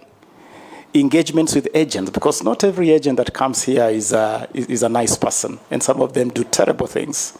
There are even serious cases of sexual harassment, sexual abuse of some of our young people. So it is an area which definitely, Mr. Chairman, I'll pick up. Investment and market intelligence is something which Treasury can provide, where these young people can be given training, they can be given information to know the investment vehicles that are available.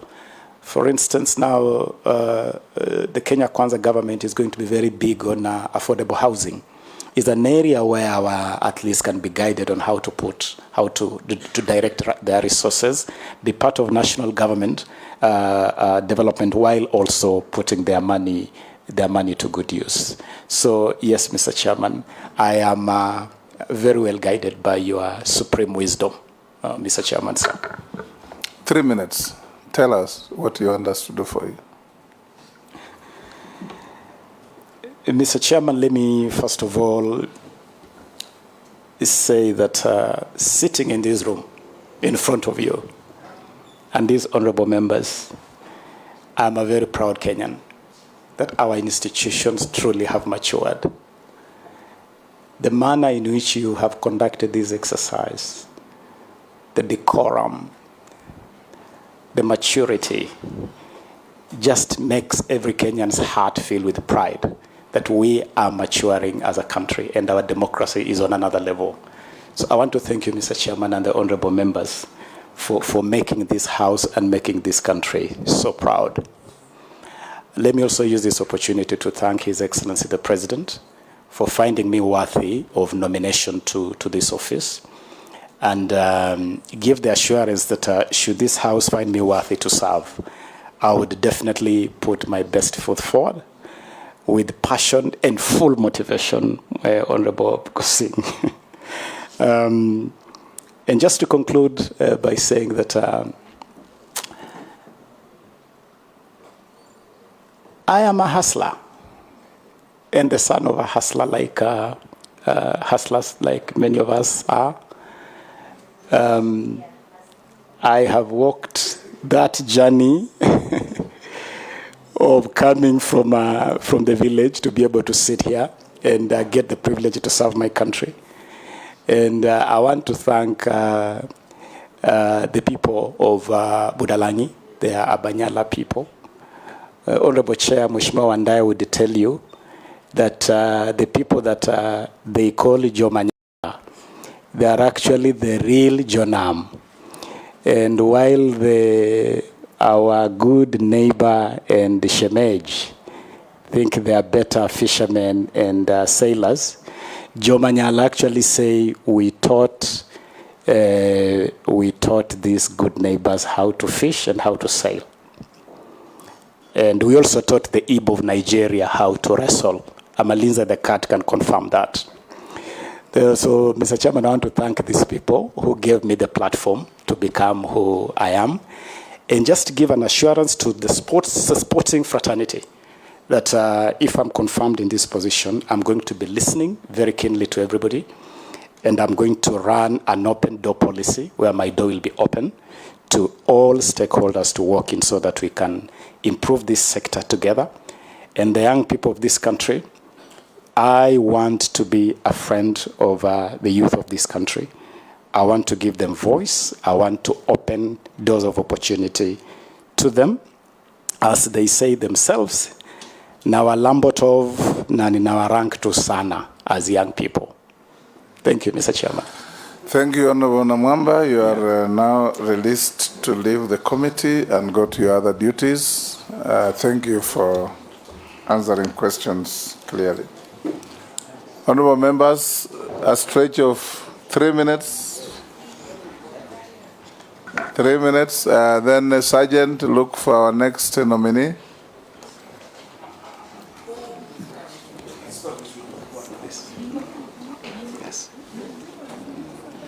Thank you.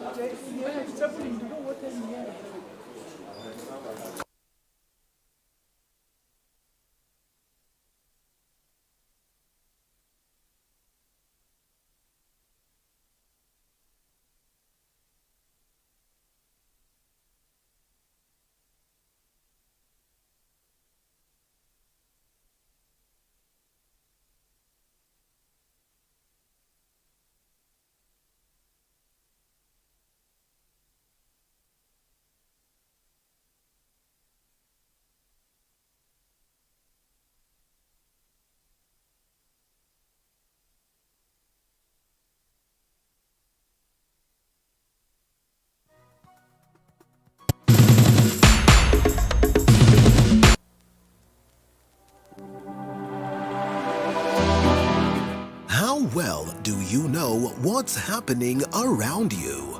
Morning Cafe with heated political debates. Baraza la Siasa. Hiyo kitu azungumzie, angalie hali ya maisha ya watu. Informative health discussions. Business, farming. Tasty Wednesday, Fitness Thursday, and Feel Good Friday with amazing DJs, celebs, waimbaji, kuna comedians, alafu kuna wajinga, and music bands every Monday to Friday from 6 a.m. to 9 a.m.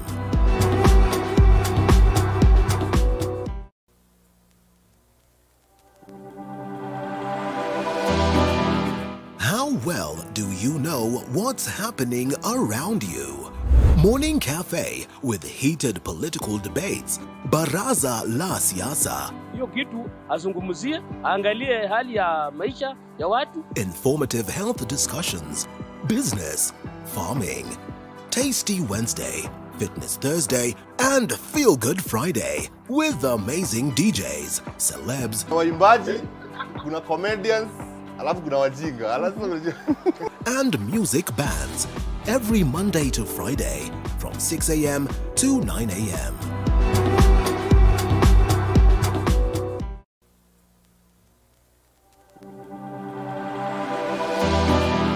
How well do you know what's happening around you? Morning Cafe with heated political debates. Baraza la Siasa. Hiyo kitu azungumzie, angalie hali ya maisha ya watu. Informative health discussions. Business, farming. Tasty Wednesday, Fitness Thursday, and Feel Good Friday with amazing DJs, celebs, waimbaji, kuna comedians, alafu kuna wajinga, and music bands every Monday to Friday from 6 a.m. to 9 a.m.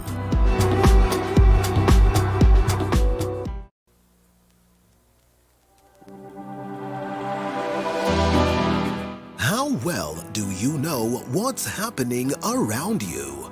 Morning Cafe with heated political debates. Baraza la Siasa. Hiyo kitu azungumzie, angalie hali ya maisha ya watu. Informative health discussions.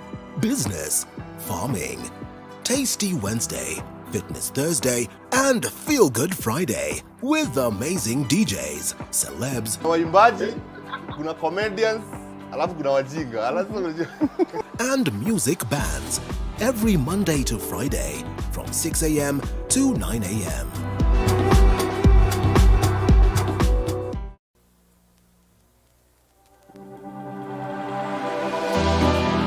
How well do you know what's happening around you?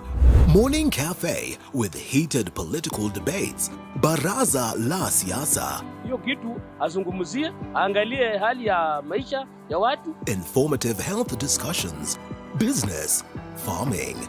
Tasty Wednesday, Fitness Thursday, and Feel Good Friday with amazing DJs, celebs, waimbaji, kuna comedians, alafu kuna wajinga, and music bands every Monday to Friday from 6 a.m. to 9 a.m.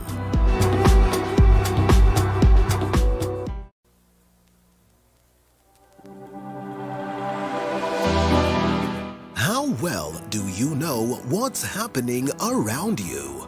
Morning Cafe with heated political debates. Baraza la Siasa. Hiyo kitu azungumzie, angalie hali ya maisha ya watu. Informative health discussions.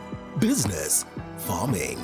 Tasty Wednesday, Fitness Thursday, and Feel Good Friday with amazing DJs, celebs, waimbaji, kuna comedians, alafu kuna wajinga, and music bands every Monday to Friday from 6 a.m. to 9 a.m.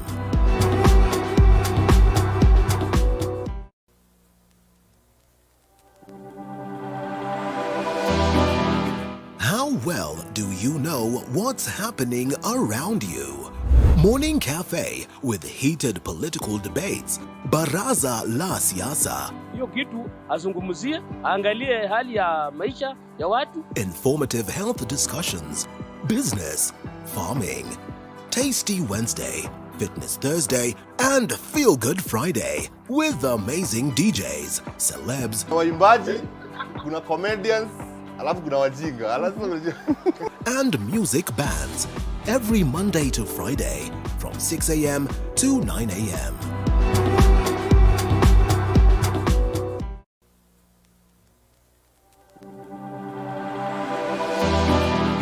How well do you know what's happening around you?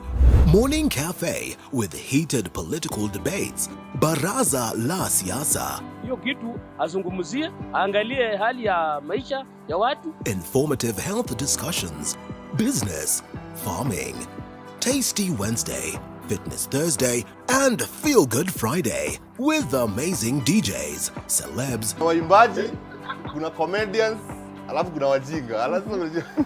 and music bands every Monday to Friday from 6 a.m. to 9 a.m.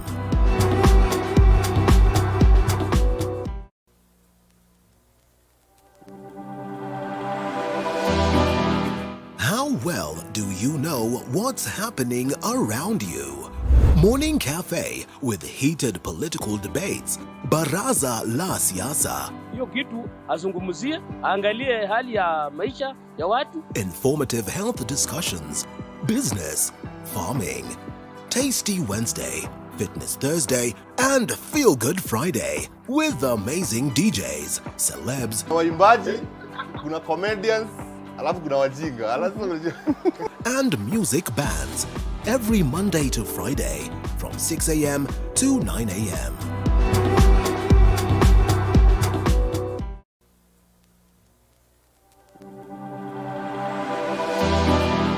How well do you know what's happening around you? Morning Cafe with heated political debates, Baraza la Siasa, Hiyo kitu azungumzie, angalie hali ya maisha ya watu. informative health discussions, business, farming, Tasty Wednesday, Fitness Thursday, and Feel Good Friday with amazing DJs, celebs, Waimbaji, kuna comedians, alafu kuna wajinga. and music bands every Monday to Friday from 6 a.m. to 9 a.m.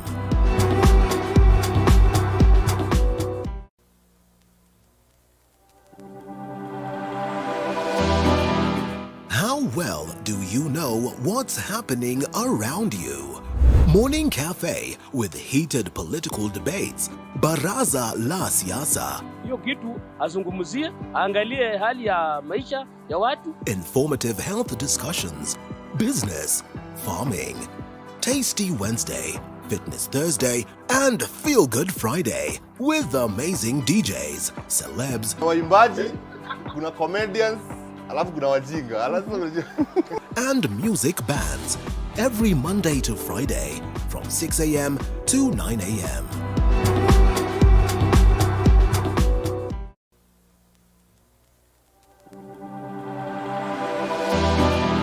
How well do you know what's happening around you?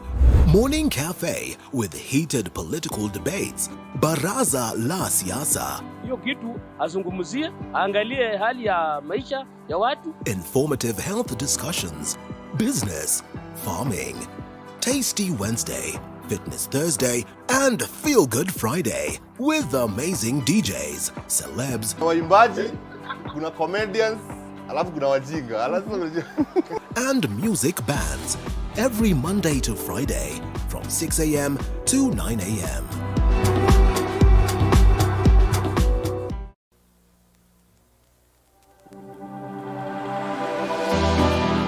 How well do you know what's happening around you? Morning Cafe with heated political debates, Baraza la Siasa, Hiyo kitu azungumzie, angalie hali ya maisha ya watu. informative health discussions, business, farming, Tasty Wednesday, Fitness Thursday, and Feel Good Friday with amazing DJs, celebs, Waimbaji, kuna comedians, alafu kuna wajinga. and music bands every Monday to Friday from 6 a.m. to 9 a.m.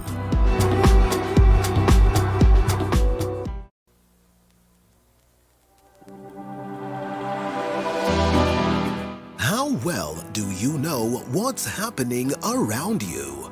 Morning Cafe with heated political debates. Baraza la Siasa. Hiyo kitu azungumzie, angalie hali ya maisha ya watu. Informative health discussions. Business, farming. Tasty Wednesday, Fitness Thursday, and Feel Good Friday with amazing DJs, celebs, waimbaji, kuna comedians, alafu kuna wajinga, and music bands every Monday to Friday from 6 a.m. to 9 a.m.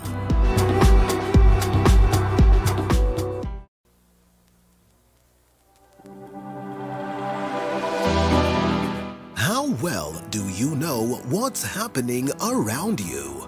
Morning Cafe with heated political debates. Baraza la Siasa. Hiyo kitu azungumzie, angalie hali ya maisha ya watu. Informative health discussions. Business, farming. Tasty Wednesday, Fitness Thursday, and Feel Good Friday with amazing DJs, celebs, waimbaji, kuna comedians, alafu kuna wajinga, and music bands every. Good evening. You are Madam Rebecca Miano. Yes, Chair. Karibu. Thank you.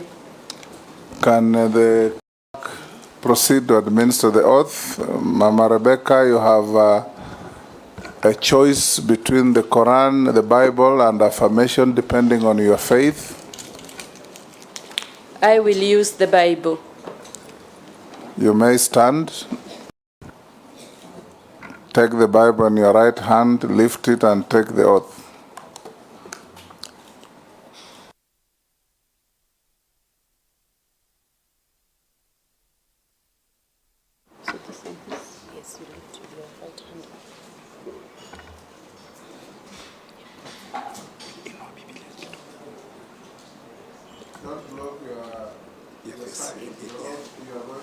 Okay. I, Rebecca Miano, do hereby swear to testify on all matters in question and tell this committee the truth, the whole truth, and nothing but the truth, so help me God.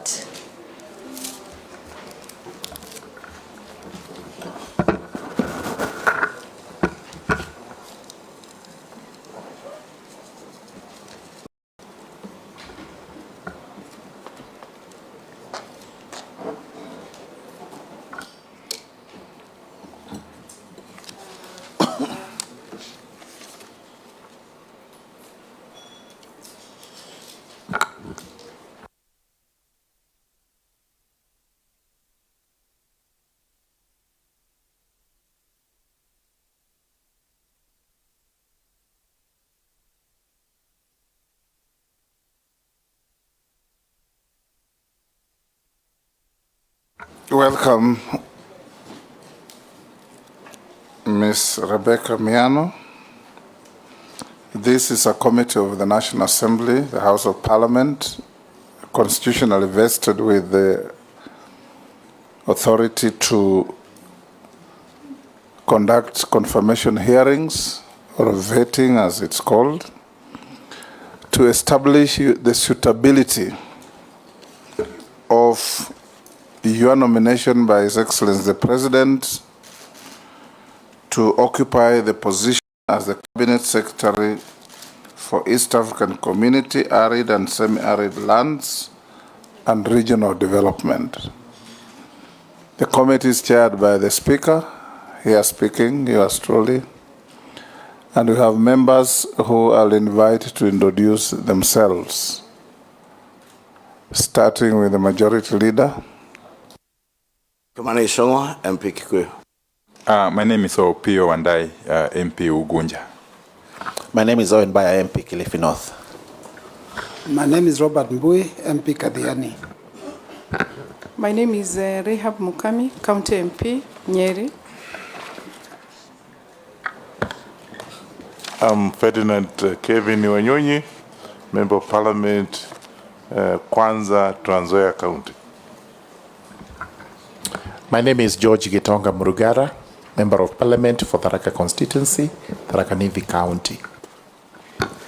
Thank you, Chair. My name is Kosing David, MP, Pokot South, Pokot County.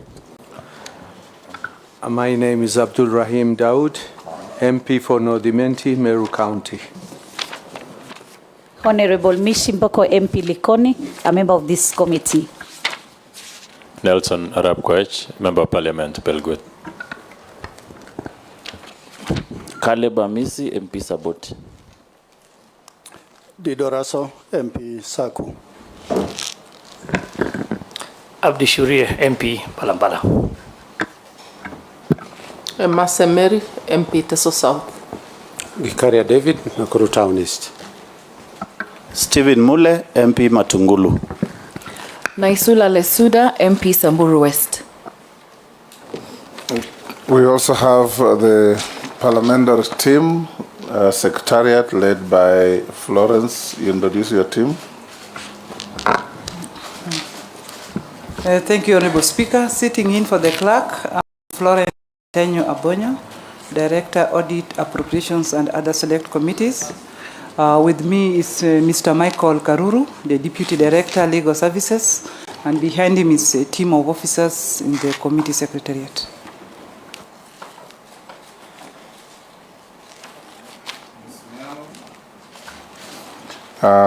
We are going to conduct an engagement with you for 90 minutes, within which members of this committee will ask you questions, will make comments about you. You will be obliged to answer every question put to you clearly, precisely, concisely, no beating about the bush, no unnecessary and unhelpful stories. When you ask a question, it's asked through the chair, and you answer all the questions through the chair. Avoid any temptation to exchange or engage members directly, because in the rules of the House, we all speak through the chair. We will be focusing on one singular objective: to establish your suitability or otherwise in holding the office to which you have been nominated, so that the President can be advised whether you foot the bill.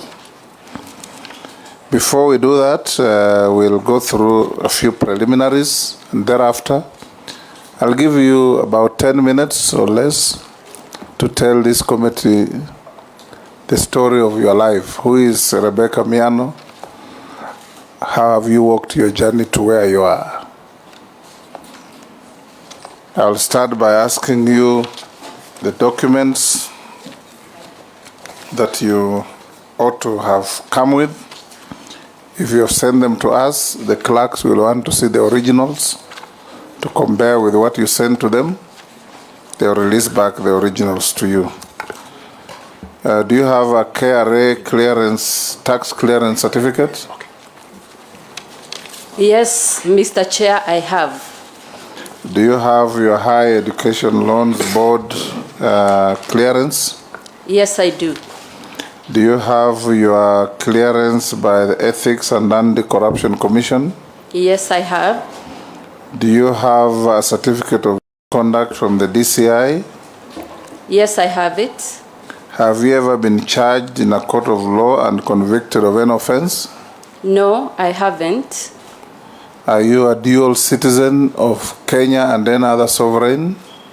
No, I am not. You have your national ID card, the original? Yes, I have. You'll show it to the clerks. At a personal level, what is your financial net worth? Mr. Chairman, my financial net worth is 397 million shillings. How do you segregate that? I had submitted it in my questionnaire. We know you do, but you are now testifying. Yes, I have a house in Nairobi. We also have a house back at home in Nyahururu.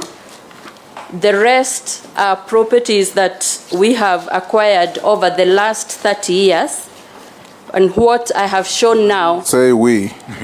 You mean? they are in joint property, Yes. my husband and I. Okay.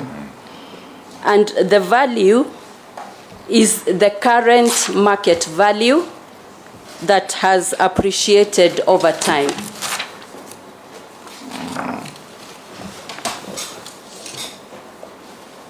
That's all? No cars, no nothing? I have a Toyota Prado, a Mitsubishi Pajero, and an Isuzu truck. They're all within the you said 397 397,100,000.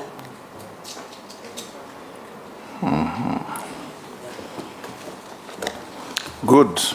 I will now open the floor for these good members to ask you questions. I'll start with the leadership. Majority Leader. Oh my, sorry. I think I'm the gun, diminishing returns. The journey of your life, Rebecca. In 10 minutes, who is Rebecca Miano? Kenyans want to know. Thank you, Chair Yes. and honorable members. I am Rebecca Miano. I would describe myself as a humble country girl born in Daragwa scheme that is in Nyandarua County.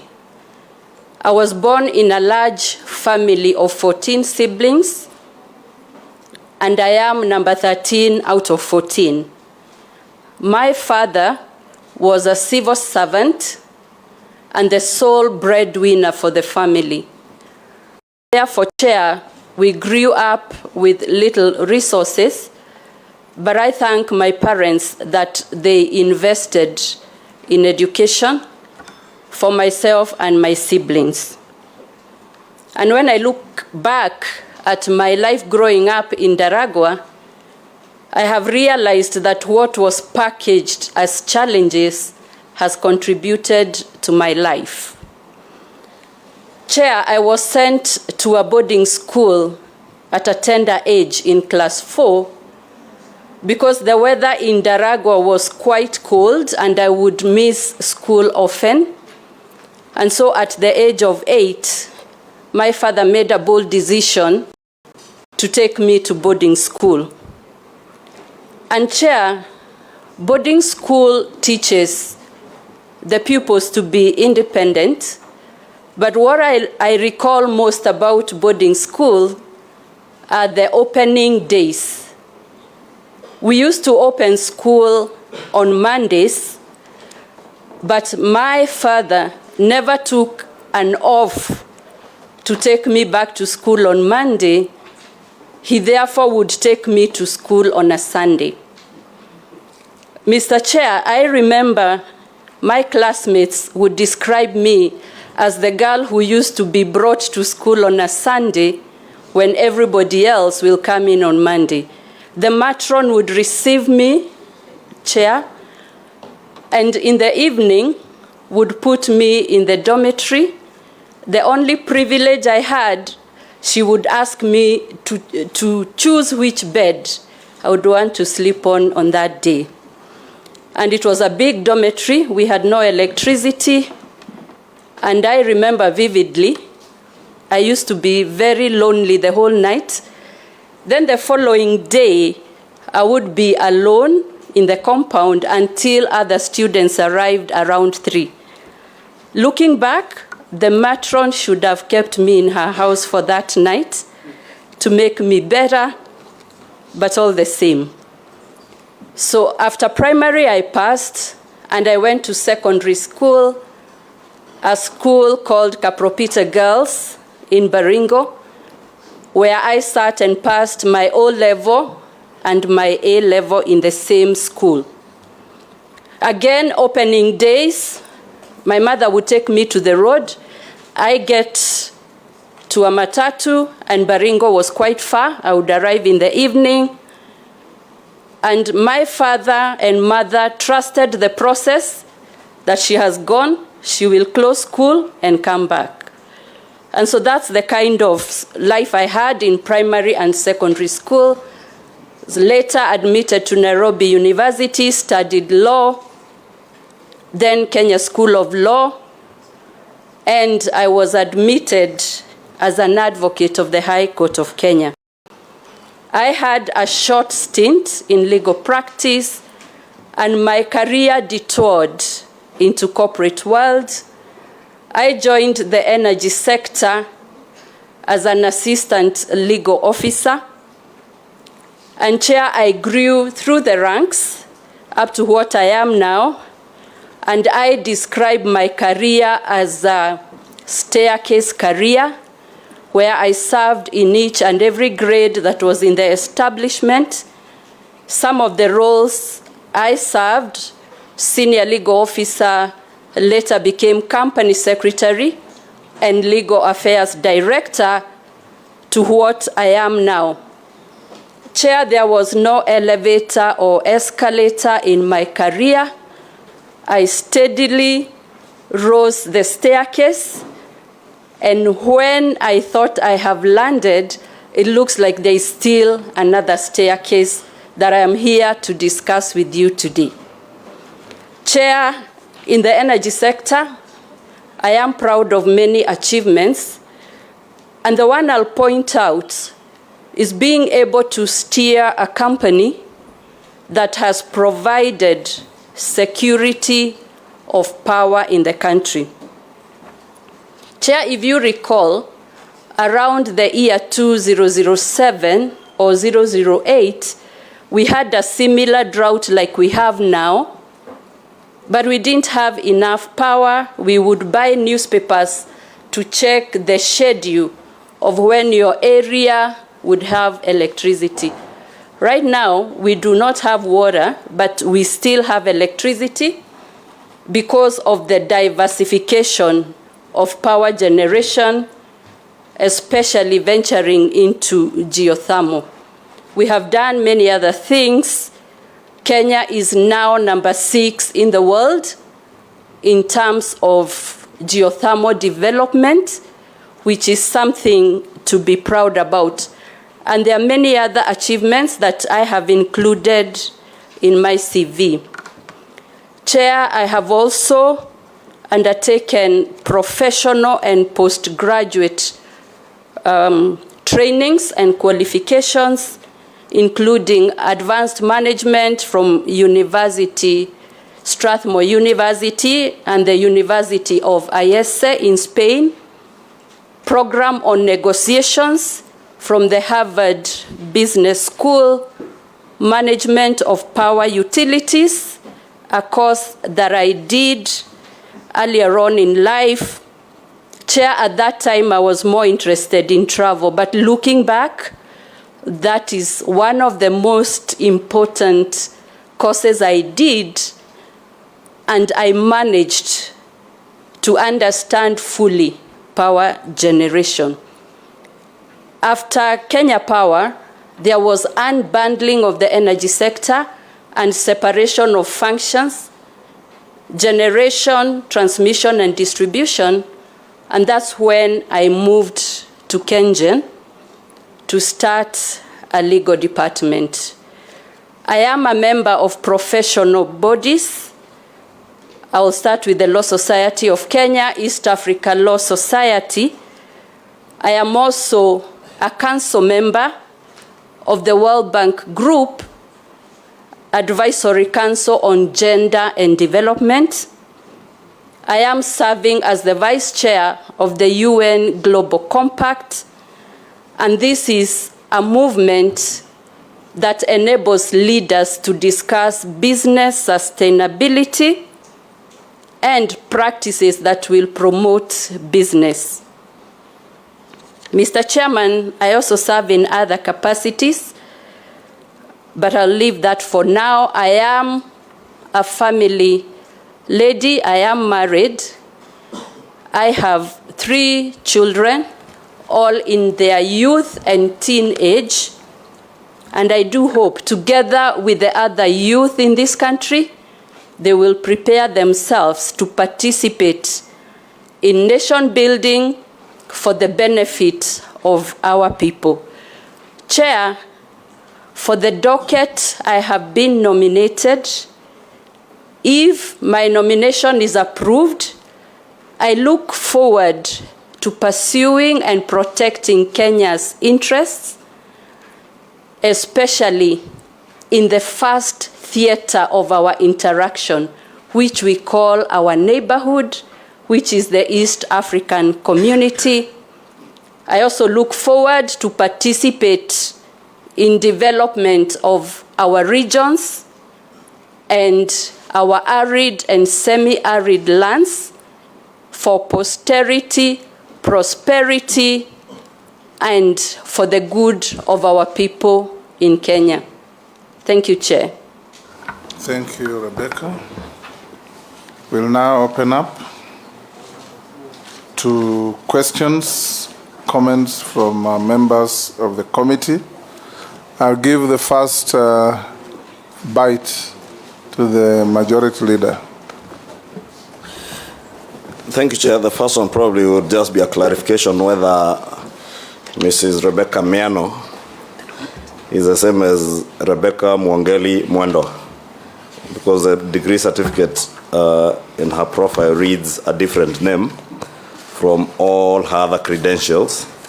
So maybe she would just clarify that. Just to know if you know all the member states of the East African Cooperation Community, and the last member state to be admitted into the community, and that will be all for me. Thank you. Madam, you record the questions. Okay. You'll answer them in batches of 4-4. Yes, Wanda. Yes, Chairman. Madam Rebecca, from your profile, I can see you are largely a corporate person. And indeed, you served a record duration at Kengen. About 24 years to date, which is an extremely long time in the corporate world, serving in one particular station or corporate, with one corporate. That notwithstanding, I've had your achievements, which you have